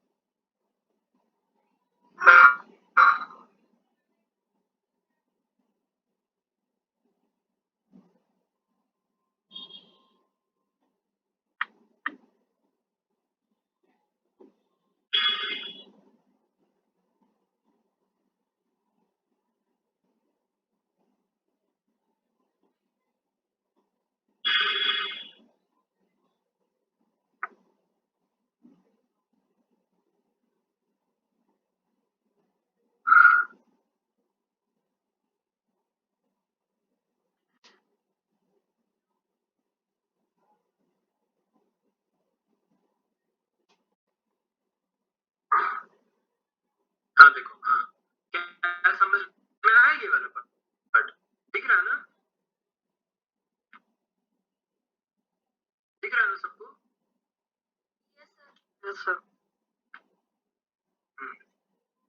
ठीक है, आपका जब ये एक्सेस के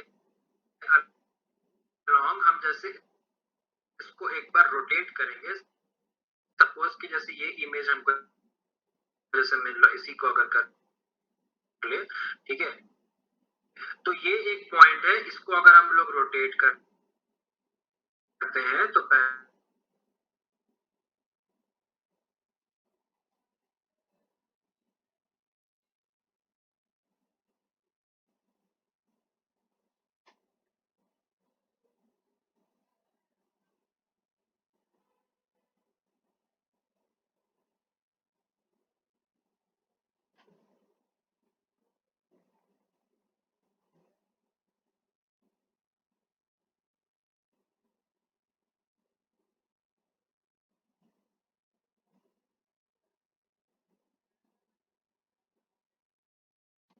सर आपका आवाज नहीं आ रहा। नहीं आ रहा sir.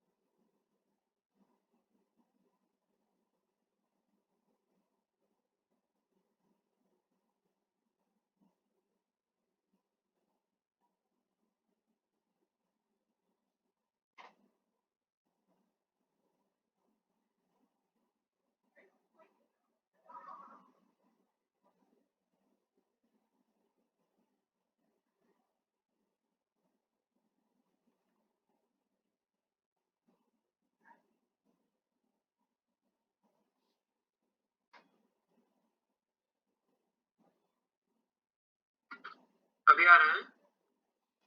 Yes sir. Yes sir. ठीक है, यस सर।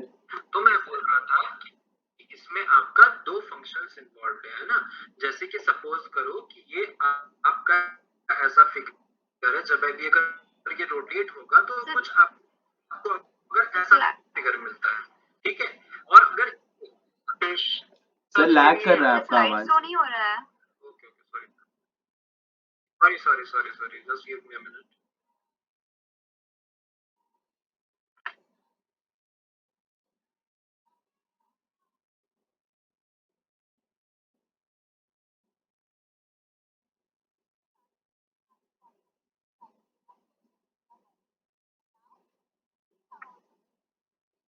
अब दिख रहा है? Yes sir. हाँ yes sir.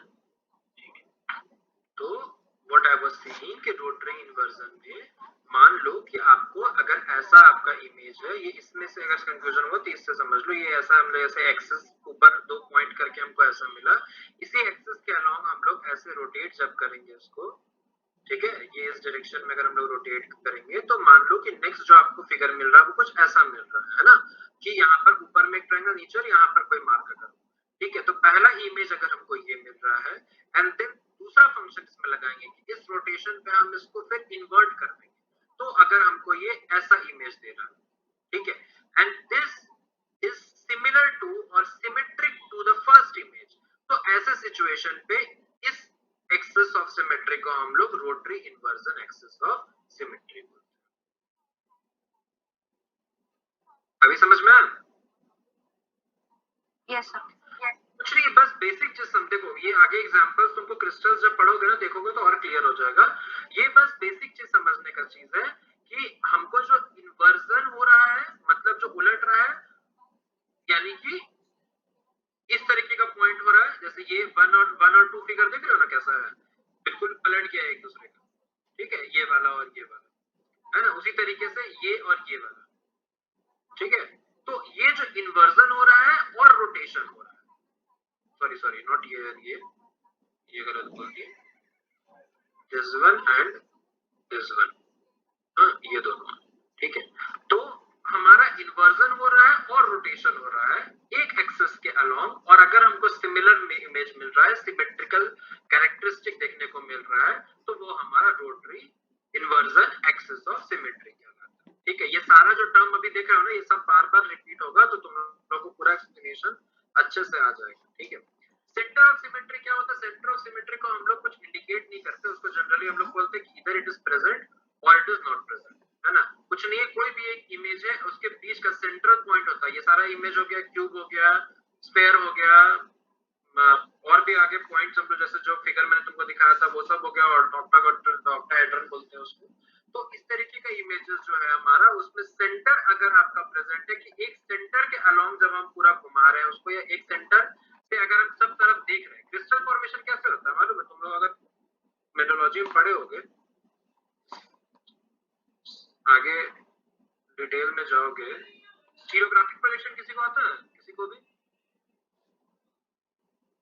Yes sir. Stereographic projection किसी को आता है? थोड़ा यस सर। आता है।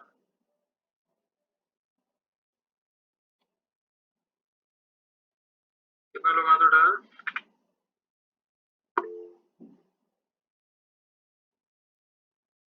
कितना लोग बोला था? अच्छा रित्रो, ओके यस सर, ठीक है, मतलब मास्टर्स वाले को आता है, ये नहीं आता, ठीक है, उसको हम डिटेल में तब बाद में बताएंगे, अभी बताएंगे तो ठीक है। एक्चुअली अभी स्टीरियोग्राफिक प्रोजेक्शन का काम नहीं है, वो हम रिलेट कर रहे थे उससे, बट सबको नहीं आ रहा, तो अभी स्टीरियोग्राफिक प्रोजेक्शन हम लोग थोड़ा सा होल्ड करते आगे। अभी यही जानो सेंटर ऑफ सिमेट्री क्या हुआ, कि जो प्रेजेंट हम लोग कहते हैं उसको, ईदर इट इज प्रेजेंट और it is not present, symmetrical element होता है। तो ये 4 तरह का सिमेट्रिकल एलिमेंट है, and yes axis of symmetry में ये साइन हमेशा याद रखना जरूरी है। अगर हमको 2 रिपीटेशन मिल रहा है तो ये 2 फोल्ड सिमेट्री होगा, साइन ऐसा लेंस की तरह होगा, 3 फोल्ड में ऐसा ट्रायंगल फॉर्म बनेगा, 4 फोल्ड में स्क्वायर बनेगा, 6 फोल्ड में हमारा ऐसा फॉर्म बनेगा। और मिरर इमेज अगर होता है तो वहां पर हम लोग उसका एम से डिनोट करते हैं, कि एम लिखा हुआ वहां पर, या फिर ये वाला सिग्नेचर, मतलब इसमें पॉइंट में ये लाइन, ठीक है। इसका मैं बस आपको एग्जांपल अभी दिखा दे रहा हूँ, एक्सप्लेन अभी नहीं करूंगा वरना कंफ्यूजन होगा।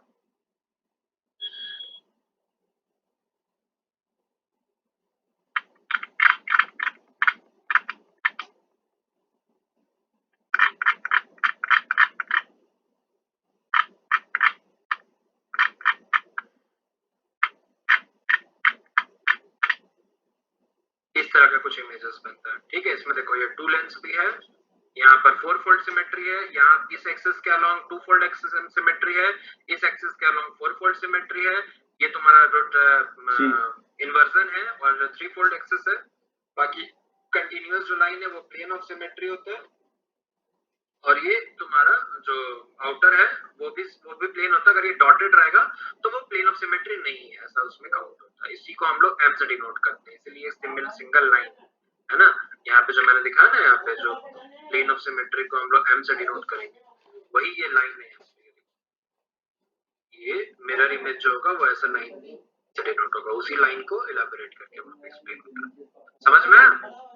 कितने लोगों को पता है ये कौन से सिस्टम का फिगर है? कितने लोगों को मालूम है?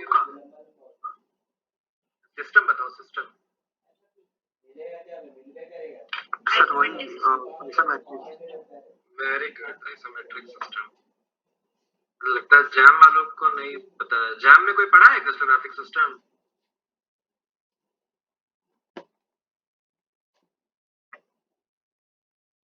चलो कोई बात नहीं। मास्टर्स वाले भी सबको कहा, सबको रोहित तुम्हारा तो मास्टर्स है ना? Yes sir. तुम कोई आंसर नहीं देते यार।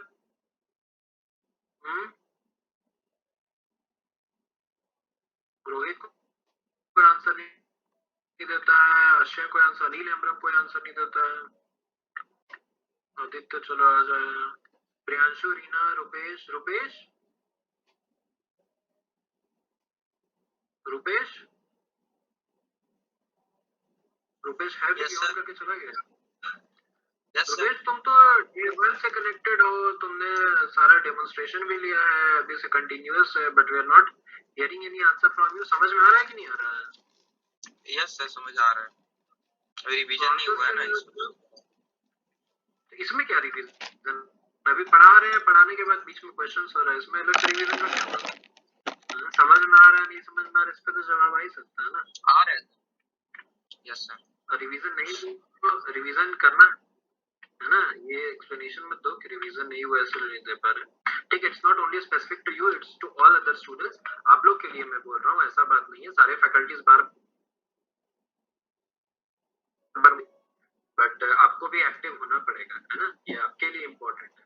गलती बोलो, कोई दिक्कत नहीं, आदमी गलती करके ही सीखता है, लेकिन ऐसा चुप रहना, अटेम्प्ट ही नहीं लेना, वो ज्यादा गलत हो जाता है। ठीक है, सिमेट्री एलिमेंट सबको समझ में आ गया? यहाँ तक किसी को कोई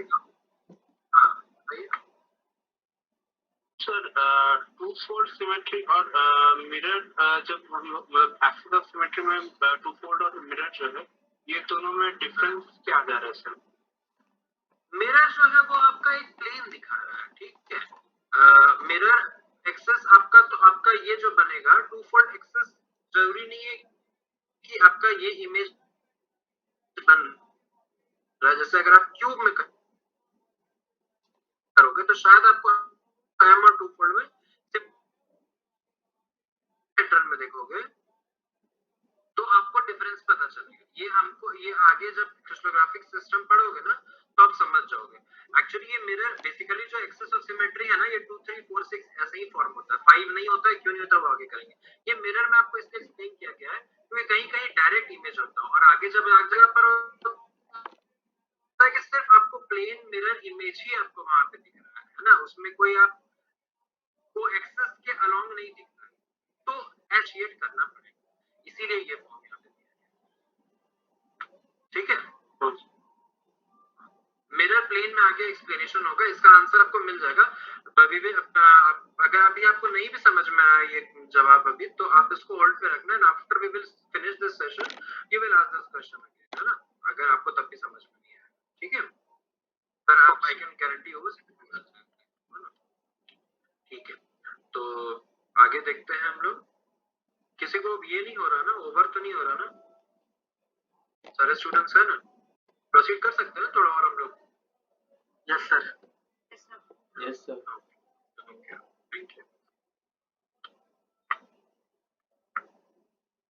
ठीक है, अब इस बेसिस पर कुछ फैक्ट्स एंड फिगर्स हम लोग देख लेते हैं। तो एन इमेजिनरी, सॉरी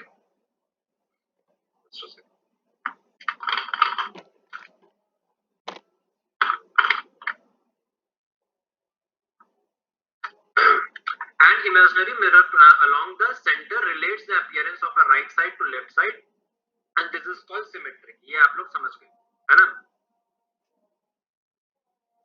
समझ गए? ये लाइन एक इमेजिनरी मिरर है, जैसे मान लो ये मिरर है, जिसके अलोंग लेफ्ट और राइट साइड का अपीयरेंस जो होता है वो सेम होता है, उससे हम लोग रिलेट कर सकते हैं, तो उसको हम लोग सिमेट्रिक इमेजेस बोलते हैं। ये समझ में आ गया ना? Yes sir. Yes sir. Such symmetry is called reflection. अब ऐसा जो सिमेट्री आपका बनता है, ठीक है, जैसे कि शुरू में मैंने जो बताया था आपको, जो एग्जांपल दे रहा था ये और एक अलग फिगर का, तो उसको हम लोग अभी यहाँ पर देख रहे हो, that was also correct answer. But यहाँ पर पॉइंट, वो क्वेश्चन आपने रेज नहीं किया, बट यहाँ पर ये पॉइंट आप समझो कि रिफ्लेक्शन हमारा सिमेट्री काउंट होता है, ठीक है। जो सिमेट्रिकल इमेजेस है उसको हम लोग रिफ्लेक्शन बोलते हैं। तब तक ये बात हमने बताया नहीं था, इसलिए मैं एक्सपेक्ट कर रहा था कि एनी वुड कोई क्रॉस क्वेश्चन करता उसमें, कोई बात नहीं। Such symmetry is called reflection and we call the plane of imaginary mirror the mirror plane, ठीक है। जो प्लेन है आपका, ये मिरर है, यही चीज आपका मिरर प्लेन कहलाता है। इसको हम लोग लेटर M से डिनोट करते हैं, और ये आपका मिरर ऑफ सिमेट्री है या प्लेन ऑफ सिमेट्री है, जिसके अलोंग आपका दोनों, mirror is always a plane, है ना। वो लाइन में आपका वहां पर M में वो शो किया है, वहां पे we will talk on this later, क्योंकि जो आपका इंडिकेशन है वो ऐसा लाइन से होता है, बट ये आपका मिरर प्लेन ही कहलाता है यूजुअली। लेकिन एक्सेस से के अलोंग भी आपका कभी कभी, जैसे कि यहाँ पर आपका पॉइंट, अगर हम 2D फिगर का बात कर रहे हैं तो वहां पर हम लोग मिरर का सीधा एक लाइन का बात करेंगे, इसलिए उसको एक्सेस में करते हैं। बट क्योंकि आपका जो डिटेल पढ़ना होगा, ये अभी आप बस एक्सेस से शुरू कर रहे हो, और हम लोग 3D फिगर्स में ही पढ़ेंगे, 3D फिगर्स को ही क्वेश्चन आंसर्स करेंगे, ये आगे आपको जो मिरर होगा वो प्लेन में ही दिखेगा, ठीक है, वो 2D फिगर में ही दिखेगा, और मिरर प्लेन में वो आपको आएगा, प्लेन ऑफ सिमेट्री के अंदर में आएगा। तो such symmetry is called reflection and we call the plane of imaginary mirror, जो इमेजिनरी मिरर है, फॉर एग्जांपल दिस, है ना, ये सारा चीज, फॉर एग्जांपल दिस, ये सब जो है ये हमारा designated mirror of symmetry. Reflection क्या है? ये है ऑपरेशन, और मिरर प्लेन क्या है? ये है ऑपरेटर। मतलब मिरर प्लेन के वजह से रिफ्लेक्शन, यही इस पैराग्राफ में और इन सारे फिगर्स में एक्सप्लेन किया हुआ, ठीक है। आगे कुछ पॉइंट्स देखो, इसमें से क्वेश्चंस आते हैं। जो 5th नंबर पॉइंट्स है उससे अक्सर क्वेश्चंस रहते हैं, वो क्वेश्चन मतलब हमेशा रहता है। 2D ड्राइंग्स हैव मेनी और नो मिरर प्लेन्स। कोई भी 2D ड्राइंग होगा, जैसे कि ये हो गया, इसमें या तो एक भी नहीं होगा, फॉर एग्जांपल इस टाइप का इमेजेस अगर ले लें हम लोग, है ना, कोई मिरर प्लेन नहीं है, या फिर infinite number of mirror planes हो सकता है। अब देखो ये सर्कल का अगर है यहाँ पे, इसको यहाँ पे डाल दो, इसको यहाँ पर एक लाइन डाल दो, सॉरी थोड़ा सेंटर में होगा, समझ जाना, है ना। इसको या फिर यहाँ पे डाल दो, इसको यहाँ पे डाल दो, ये सेंटर है, ठीक है ना, ये यहाँ नहीं होगा, यहाँ होगा। समझ में आ रहा है ना कि फिगर मुझे चेंज करने का मेहनत करवाओगे तुम लोग? नो सर, सही है। कौन जा रहा है?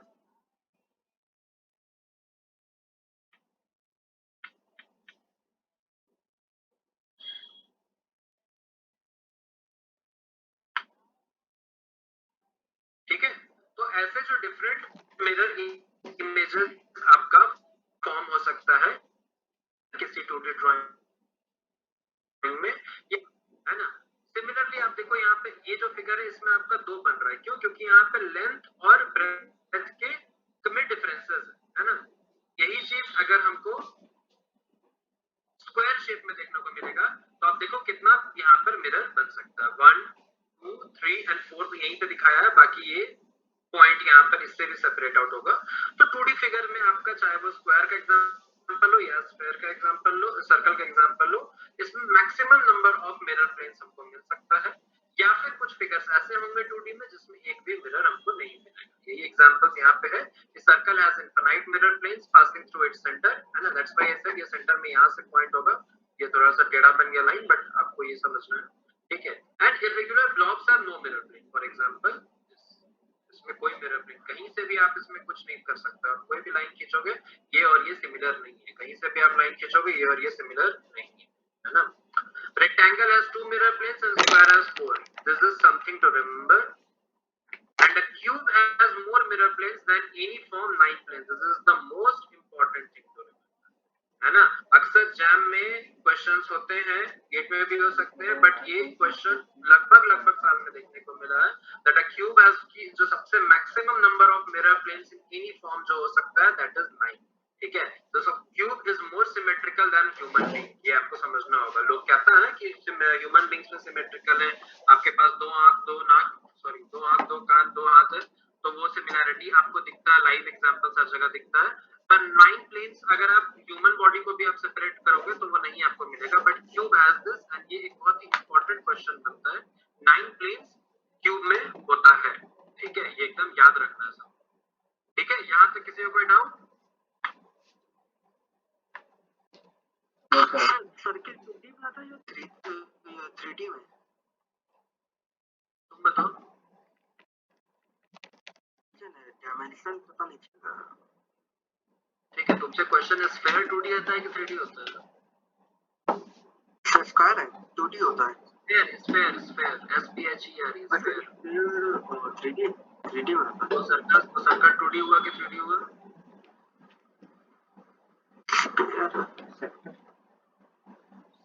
अरे सर्कल क्या हुआ, 2D हुआ कि 3D हुआ? हाँ 2D हुआ। Sir 2D। ये सब क्वेश्चन बताओ, अब ये तो बेसिक क्वेश्चंस है, कितना कोई मैथ्स पढ़ा है ना यार तुम लोग? यहाँ पे normal figure, rectangle, square, triangle, ये सब पढ़े हो, ये सब तुम्हारा 2D फिगर्स होता है, सर्कल हो गया, रेक्टेंगल हो गया, यही सब जो फॉर्म बनेगा ये तुम्हारा रोटेट करके 3D जाएगा, कोन बन जाएगा, ये बनेगा तुम्हारा क्यूब बनेगा, ये सर्कल है, ये तुम्हारा जब चारों तरफ से ऐसा सर्कल रोटेट कर जाएगा तो ये स्फीयर बन जाएगा, बॉल शेप का बन जाएगा, है ना? तो ये 2D ड्राइंग्स हुआ, ये बेसिक चीज है। और क्यूब जो हुआ, क्यूब हमारा जो होता है दैट इज 3D। तो देखो ये 9 शेप का यहाँ क्या बोल रहे हो?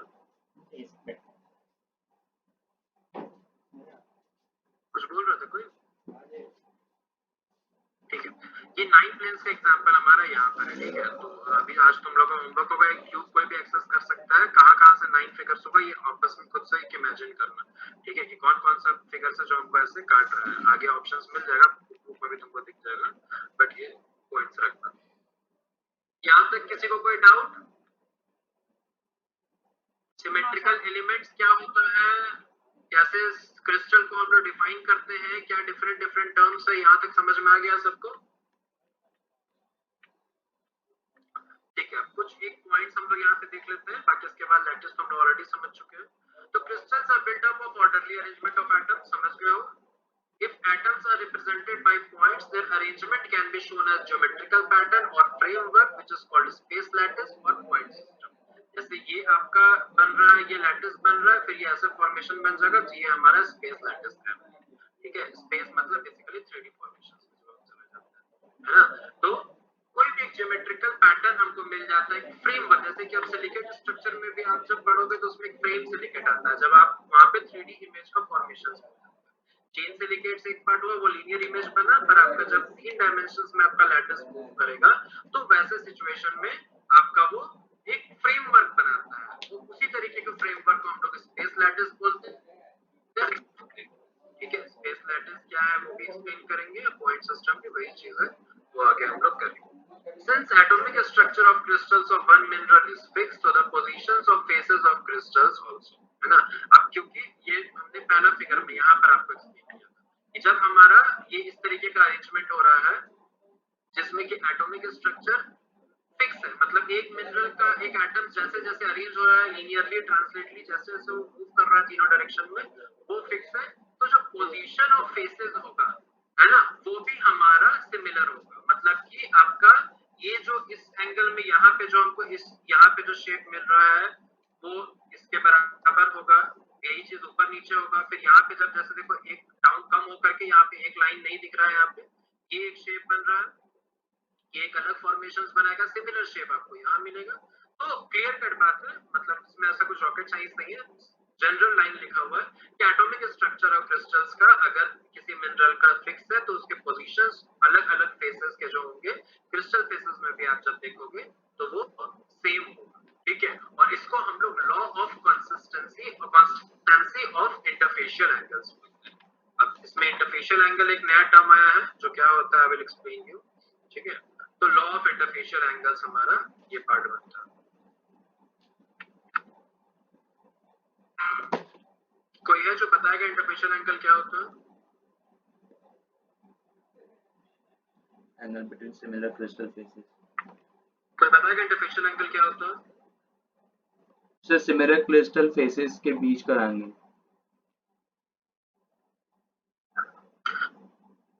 क्रिस्टल फेसेस के बीच का एंगल, मतलब कि मान लेते हैं कि ये क्रिस्टल फेस है, ये क्रिस्टल फेस है, तो ये हमारा इंटरफेस हुआ। सच सिमिलर क्रिस्टल फेसेस के बीच का एंगल। हाँ, मान लेते हैं कि ये एक सिमिलर, ये जैसा मान लो, ठीक है, I am going with your explanation. अगर ये और ये फेस जो है ये सिमिलर है, हाँ बोलिए, आपकी आवाज बहुत टूट टूट के आ रही है, आवाज टूट कर आ रहा है, कौन बोल रहा है? कौन बोल रहे हो? एक बार प्लीज लिखो अपना आंसर। सर दो फेसेस से नॉर्मल खींचने के बाद जो एंगल बनता है शायद वो होता है इंटरफेशियल एंगल। राइट, पर ये आंसर अभी सही बोल रहा है, पर who was the girl answering this? I think she was also using this word normal, जहाँ तक मैं समझ पाया। कौन रहा था अभी यहाँ पे? शिवानी, ओके, वेरी गुड, ठीक है। तो नॉर्मल जो हम लोग लेते हैं, नॉर्मल क्या होता है? परपेंडिकुलर होता है, मतलब मान लो कि ये अगर एडजेसेंट फेसेस है तो इस एंगल को हम लोग इंटरफेशियल एंगल नहीं बोलेंगे, इसको हम लोग प्लेन एंगल बोलते हैं, ठीक है। सपोज ये थीटा है, ये प्लेन एंगल है, यहाँ से जब हम 90 डिग्री और यहाँ से भी अगर एक नॉर्मल खींचते हैं, दोनों एडजेसेंट फेस है, सिमिलर फेस है, उसमें इसमें सिमिलर नहीं एडजेसेंट फेस है, वहां से अगर हम लोग दोनों नॉर्मल खींचते हैं तो ये जो एंगल हमारा बनता है ना, ये इंटरफेशियल एंगल। समझ में आया सबको इंटरफेशियल एंगल क्या है?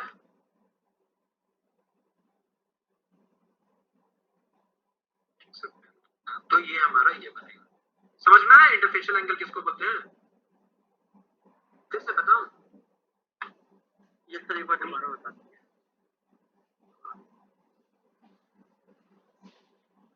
मान लो कि एक क्रिस्टल फेस ये है, दूसरा क्रिस्टल फेस ये है, ठीक है, ये दोनों अगर ऐसे कनेक्टेड है, ठीक है, तो इन दोनों के बीच का जो एंगल बनेगा वो हमारा प्लेन एंगल बनेगा, because this is also plane of a crystal and this is also plane of a crystal, है ना।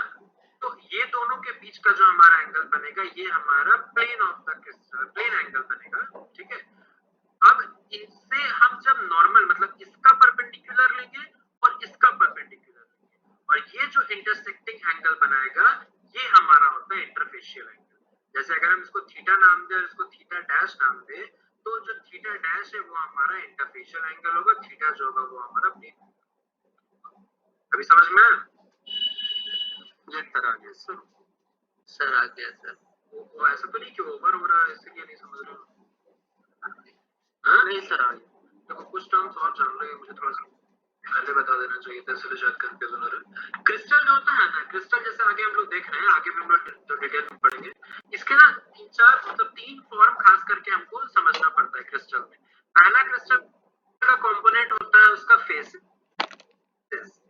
ठीक है। दूसरा कंपोनेंट होता है उसका एजेस, ठीक है। और तीसरा कंपोनेंट होता है हमारा सॉलिड एंगल। हम लोग ऊपर में तो एक एग्जांपल भी दिखाए हैं यहाँ पे,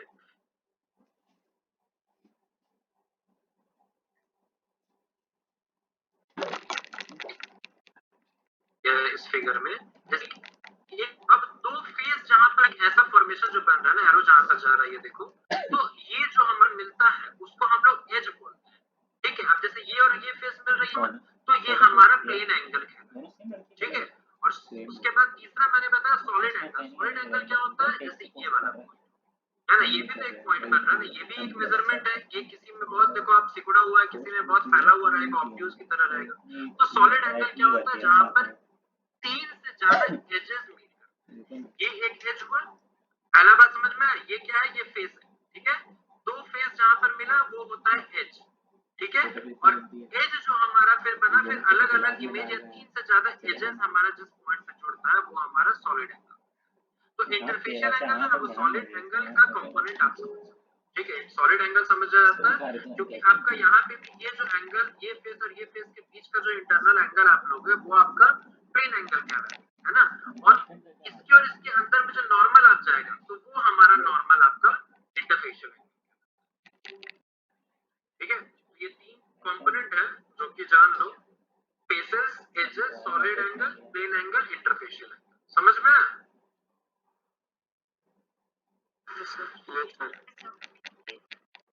समझ में आया? तुमको बताओ, अगर थीटा मेरा मान लो प्लेन एंगल जो है वो 70 डिग्री है, तो इंटरफेशियल एंगल कितना होगा? You have 1 minute. 110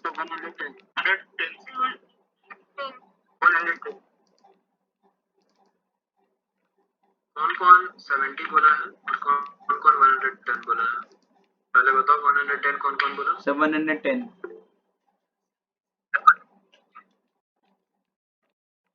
तो 70 कौन कौन बोला?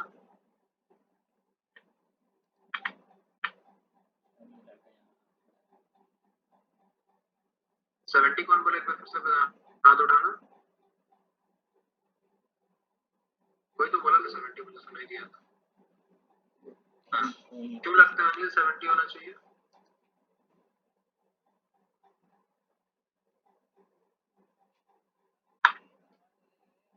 अनिल बोलो।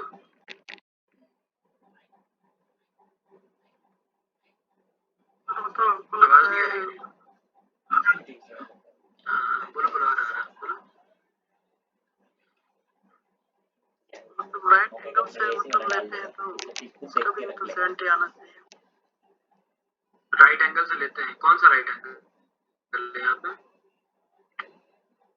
तो दोनों का राइट एंगल से लेते हैं। हाँ बोलो। तो राइट एंगल इसको बोल रहे हो? Yes sir. राइट एंगल कौन कौन सा एंगल को बोल रहे हो? सर ए और बी और ए बी सी डी में ए और बी। तुम बताओ राइट एंगल किसको बोल रहे हो? हेजिटेट मत करो, जो आंसर था वो बोलो ना, मैं दोबारा थोड़ी पूछ रहा हूँ। इफ यू तुमको लगा कि जैसे मेरा क्वेश्चन था कि सी जो है वो 70 डिग्री है, तो ए कितना होगा? तो तुम्हारे हिसाब से ए जो होगा वो 70 डिग्री होगा, राइट? तुम सही भी हो सकते हो, घबराओ मत। बताओ ये कैसे आया 70 degree? Sir plane angle A और बी क्या है? बी कितना है? ये कितना है? बी कितना है? उतना ही 70 है। 90 डिग्री सर। थोड़ा सा आंसर लिखो तो अपना, आवाज ठीक से नहीं आ रहा है। हाँ, बी कितना है? 90 डिग्री। Yes sir. और डी कितना है? डी भी मतलब 90 डिग्री होगा।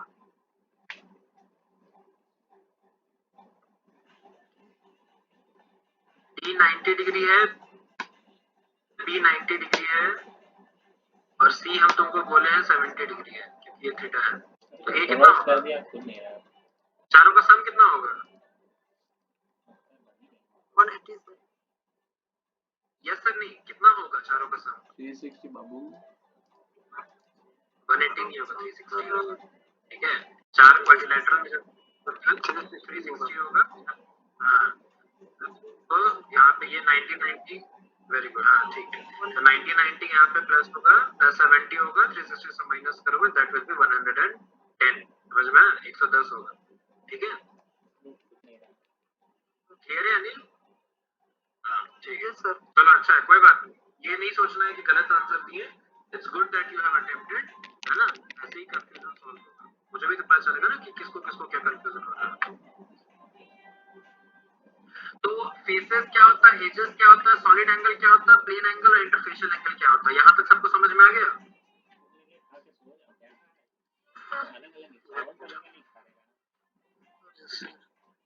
यहाँ पर इस पॉइंट पर हम आते हैं, since atomic structure of crystals of one mineral is fixed, So the positions of phases of such crystals also, ठीक है, एटॉमिक स्ट्रक्चर अगर किसी एक मिनरल का एक तरह से होता है तो उसका जो फेसेस का पोजीशन होगा वो भी सिमिलर होगा। इसीलिए आपको एक सिस्टम में क्रिस्टलाइज करने वाले अलग अलग मिनरल्स जो होते हैं उसका समहाउ शेप एक जैसा देखने को मिलता है। क्यों?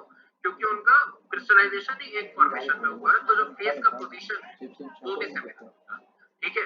और जो फेस का पोजीशन होता है वो कौन डिफाइन करता है? वो इंटरफेशियल एंगल डिफाइन करता है। प्लेन एंगल तो बहुत प्राइमरी चीज हो गया, लेकिन जब आप पूरा का पूरा क्रिस्टल्स को आप शेप देखते हो तो वो हमारा इंटरफेशियल एंगल से कैलकुलेट होता है। इंटरफेशियल एंगल क्या होता है वो आपको पता चल गया। कैसे निकालते हैं इंटरफेशियल एंगल, वो मतलब क्वेश्चन पेपर में कैसे निकालो कैलकुलेट करके, ये भी समझ गए। और रियल में मतलब जब आप ये करते हो, प्रैक्टिकल करते हो, तो गोनियोमीटर एक ये होता है, गोनियोमीटर, ठीक है। इस गोनियोमीटर से आप कैलकुलेट करते हो इंटरफेशियल एंगल। कैसे करते हो I will let you know, ठीक है। कुछ नहीं, बस यहाँ पे ऐसे ये एक सिस्टम होता है, प्रोट्रैक्टर और ये सब फॉर्म में एक रहता है जिसको आप क्रिस्टल फेसेस में लगाते हैं। इसका मैकेनिज्म ऐसा है, क्योंकि आप क्रिस्टल के अंदर तो आप अंदर जाकर के तो उसका नॉर्मल वगैरह नहीं निकाल रहे ना, तो इसका मैकेनिज्म ऐसा है कि दो फेसेस के आप बाहर ऐसा लगाएंगे तो उससे आप वहाँ पे निकाल सकते हैं दूसरे फेसेस क्या होता है, ठीक है। ये हम लोग देखेंगे आगे।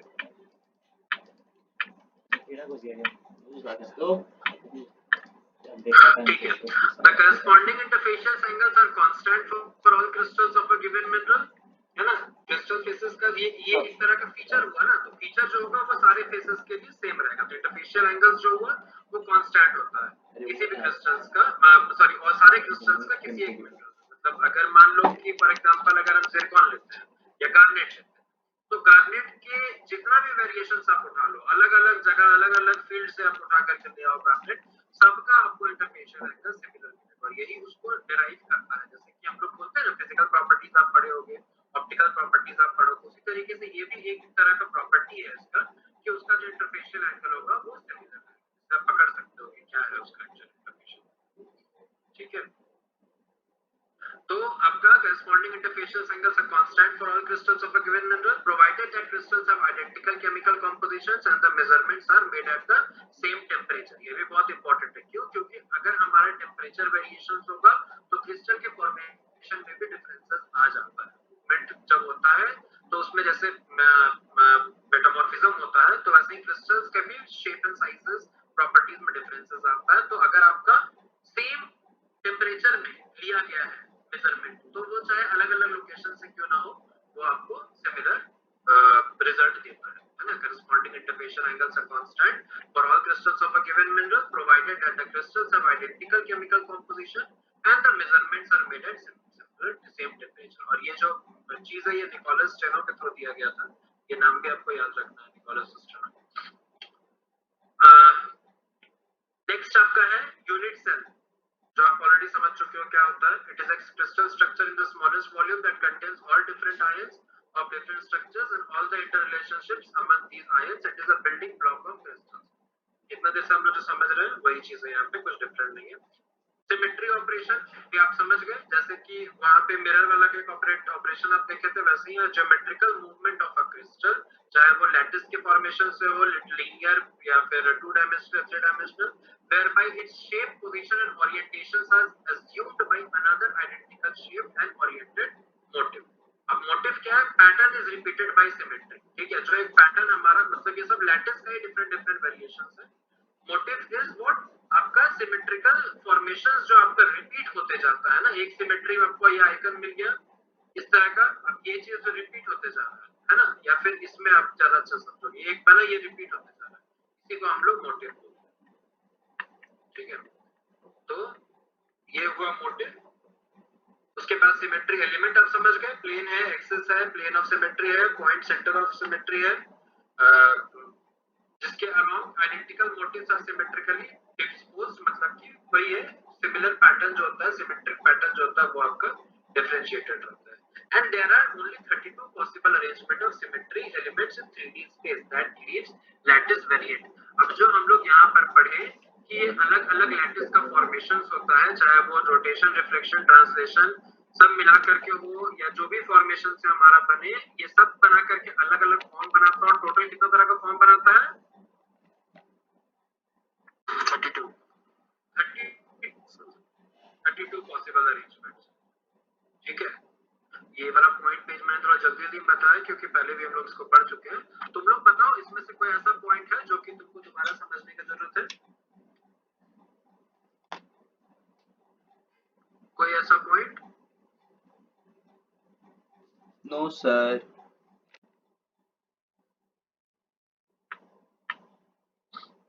सबको सारा पॉइंट समझ में आ गया ना? देख लो एक यस सर। मिनट करके देखना चाहता हूँ। सिमेट्री ऑपरेशन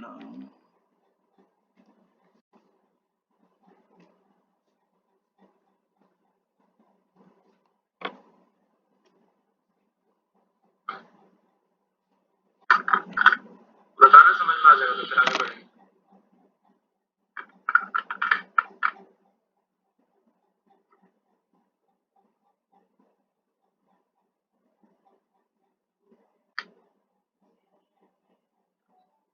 जैसे ये पीडीएफ दे देंगे तुमको समझने के लिए।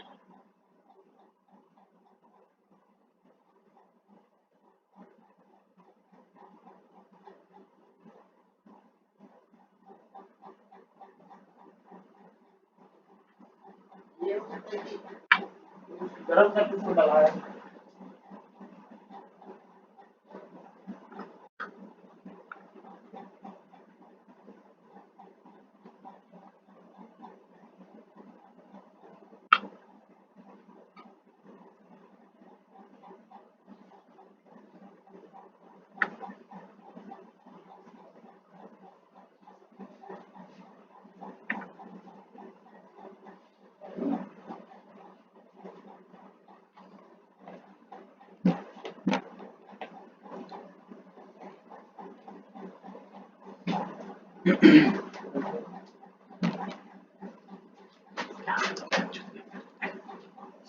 सर आगे चलिए। समझ में आ गया? आगे बढ़े? जी सर। यस सर आज के लिए इतना ही रहने देते हैं। स्पेस लैटिस तुम लोग समझ चुके हो। ब्रेविस लैटिस थोड़ा सा और पढ़ लो, उसके बाद बतलाएंगे। ब्रेविस लैटिस के थोड़ा सा क्रिस्टल शेप्स पहले समझ लोगे तब आगे एक्सप्लेन करेंगे। तो बेसिकली क्या है, all crystalline substances are composed of points arranged in different space patterns, है ना। जितना भी क्रिस्टलाइन सब्सटेंसेस है मतलब कि क्रिस्टल फॉर्म में आ चुके हैं, है ना। चाहे वो तुम एक नॉर्मल क्रिस्टल जो ऐसे बाजार में दिखता है ऑर्नामेंटेशन के तौर पे, उसको भी एक एग्जांपल की तरह ले सकते हो, या फिर जो क्रिस्टल में हमारा मिनरल्स मिलता है, जैसे silicon, garnet, different different minerals है, वो हमारा बनता है। तो वो सारी क्रिस्टल फॉर्म्स में जो होते हैं वो सारे substance are composed of a point that is arranged in a definite space pattern, है ना। स्पेस लैटिस इसी से फॉर्मेशन में बनता है। द स्पेस लैटिस और अ लैटिस, स्पेस पैटर्न मतलब समझ रहे हो ना, मतलब जो एक प्रॉपर स्पेस जो हम लोग पढ़ रहे थे ना वहां पे, ये जो पॉइंट था, इन दोनों के बीच में जितना स्पेस रहा, इन दोनों के बीच में स्पेस, इन दोनों के बीच का स्पेस, है ना, तीनों एक्सेस के अलोंग, ये हमारा स्पेस बनाता है। तो space lattice or lattice is a geometrical array of points which is arranged such that each point has identical surroundings. ये भी क्लियर हो गया कैसे एक लैटिस बनाता है, जो कि तुम्हारा लैटिस तो समझ में आ गया, ट्रांसलेशन ऑफ पॉइंट्स है ना। अब ये तुम्हारा एक ज्योमेट्रिकल एरे, एरे का मतलब ज्योमेट्रिकल डायरेक्शन में मूवमेंट जो हमारा हो रहा है, ज्योमेट्री जो फॉर्म कर रहा है, वो आइडेंटिकल सराउंडिंग्स में होगा। क्यों? क्योंकि आसपास के एलिमेंट्स उसी डायरेक्शन से आपका मूव कर रहे हैं। तो इसीलिए आपका जो स्पेस लैटिस का जो ज्योमेट्रिकल सेटअप होगा, that is generally that composed of having each point of identical surroundings. ठीक है, now each space lattice is an assemblage of unit cells. अगर लगे ज्यादा जोर जोर से वो जल्दी जल्दी हो रहा है, समझ में नहीं आ रहा, बोलना है स्लो डाउन, क्योंकि ये सब हम एक्सप्लेन कर चुके हैं, इसलिए थोड़ा सा ये करना है। Each space lattice is an assemblage of unit cells. ये भी क्लियर है। Mathematical study of arrangement of points in space has shown that only 14 space lattices are possible. यही 14 space lattices को हम लोग Bredes lattices बोलते हैं। ठीक है, 32 crystal shapes होता है, ये एक चीज है, याद रखने वाला चीज है। 9 plane of symmetry होता है सबसे ज्यादा, वो याद करने का चीज है। और 14 तरह का lattices होता है जिसको हम लोग Bredes lattices बोलते हैं। ठीक है, ये समझने का चीज है, ये सब याद रखना। ऑगस्ट ब्रेविस उसको इंट्रोड्यूस किए थे 1848 में, और इसीलिए ये 14 तरह के जो 14 टाइप्स ऑफ लैटिसेस होते हैं इसको हम लोग ब्रेविस लैटिसेस बोलते हैं। खाली फिगर दिखा देते हैं, एक्सप्लेन हम अभी नहीं करेंगे वरना कंफ्यूजन होगा। थोड़ा सा आइसोमेट्रिक शेप्स देख लेंगे तब बता देंगे।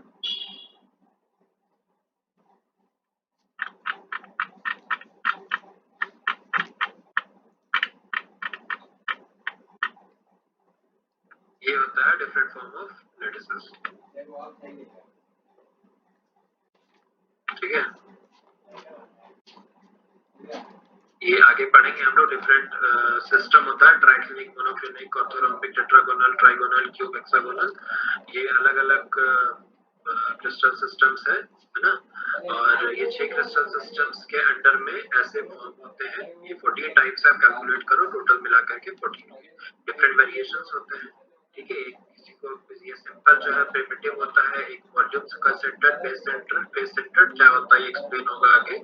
और ये सारे फॉर्मेशंस में आपको मिला करके होता है, ठीक है। तो ये आगे पढ़ोगे, कुछ ज्यादा टफ नहीं होता। देखो मिनरलोजी, मिक्रोस्कोग्राफी इज लाइक फिजिक्स, है ना। आपको बस कंसेप्ट समझ में आएगा ना, आप बहुत अच्छे से सारा आंसर्स कर लोगे, ठीक है।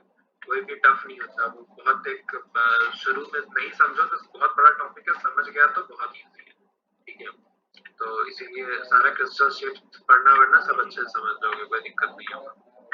और बाद बाकी जो भी क्वेश्चंस हम लोग बनाते जाएंगे, अभी तो बहुत स्टार्टिंग में ही कर लिया हम क्रिस्टोग्राफी, पिछले बैच में तो बहुत लेट से किया था, ठीक है।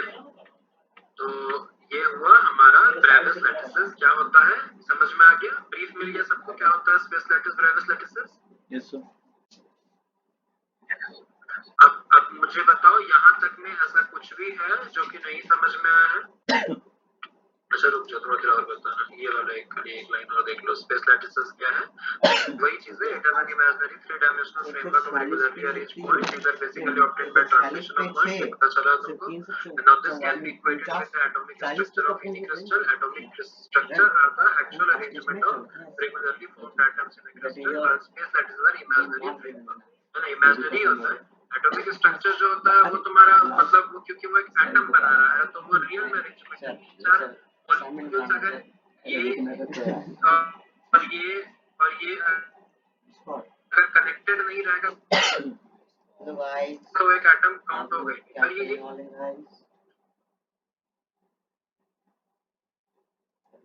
तो तुम्हारा ये स्पेस लैटिस कहलाता है।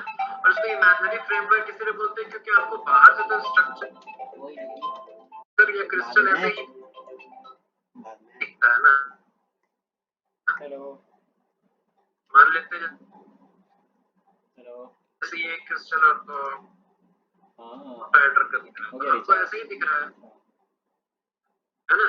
तो इंटरनल अरेंजमेंट जो किया वो थोड़ा किसी को पता चल रहा है। वो तो जहां पर आपका एक्स एक्सिस है, ये वाई एक्सिस है, ये जेड एक्सिस है, ये सब चीजों के बारे में हम लोग समझते हैं।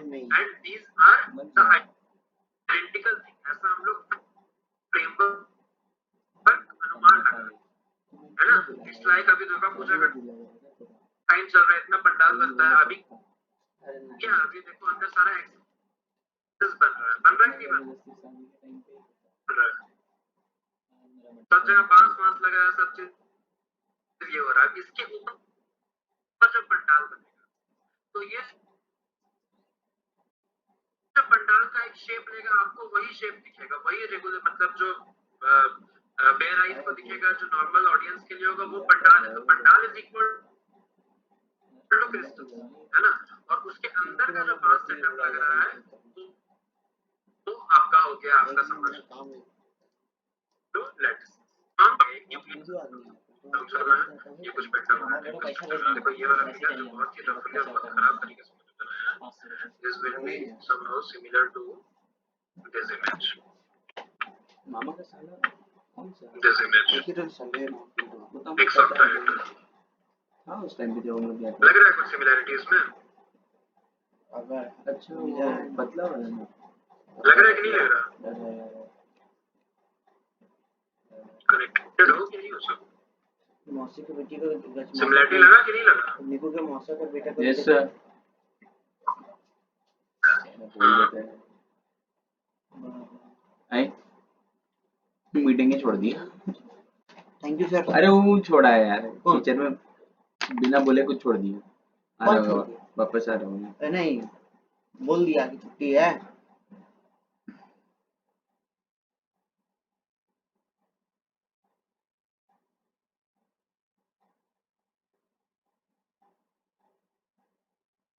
गूगल पे। अरे जब क्लास आज स्टार्ट हुई थी तो सर ने क्या बोला था? हाँ बोला था कि आपको आज क्लास नहीं करना। कौन है? क्या क्या बोला था विजय, क्या डाउट है? ये देखिए। क्लास स्टार्ट हुई थी और कितना 8:30 या जब मैं आया नहीं था, लेट आया था। हाँ ठीक है। तो सर आपने क्या मतलब बोला था, मतलब क्लास रात देर से स्टार्ट हुई है ना, तो कुछ बताया था कि आपने? नहीं, वो नॉर्मल बातचीत चल रहा था कि क्लासेस कैसा चल रहा है सबको।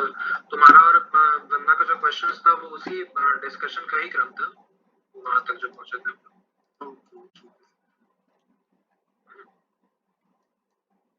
तो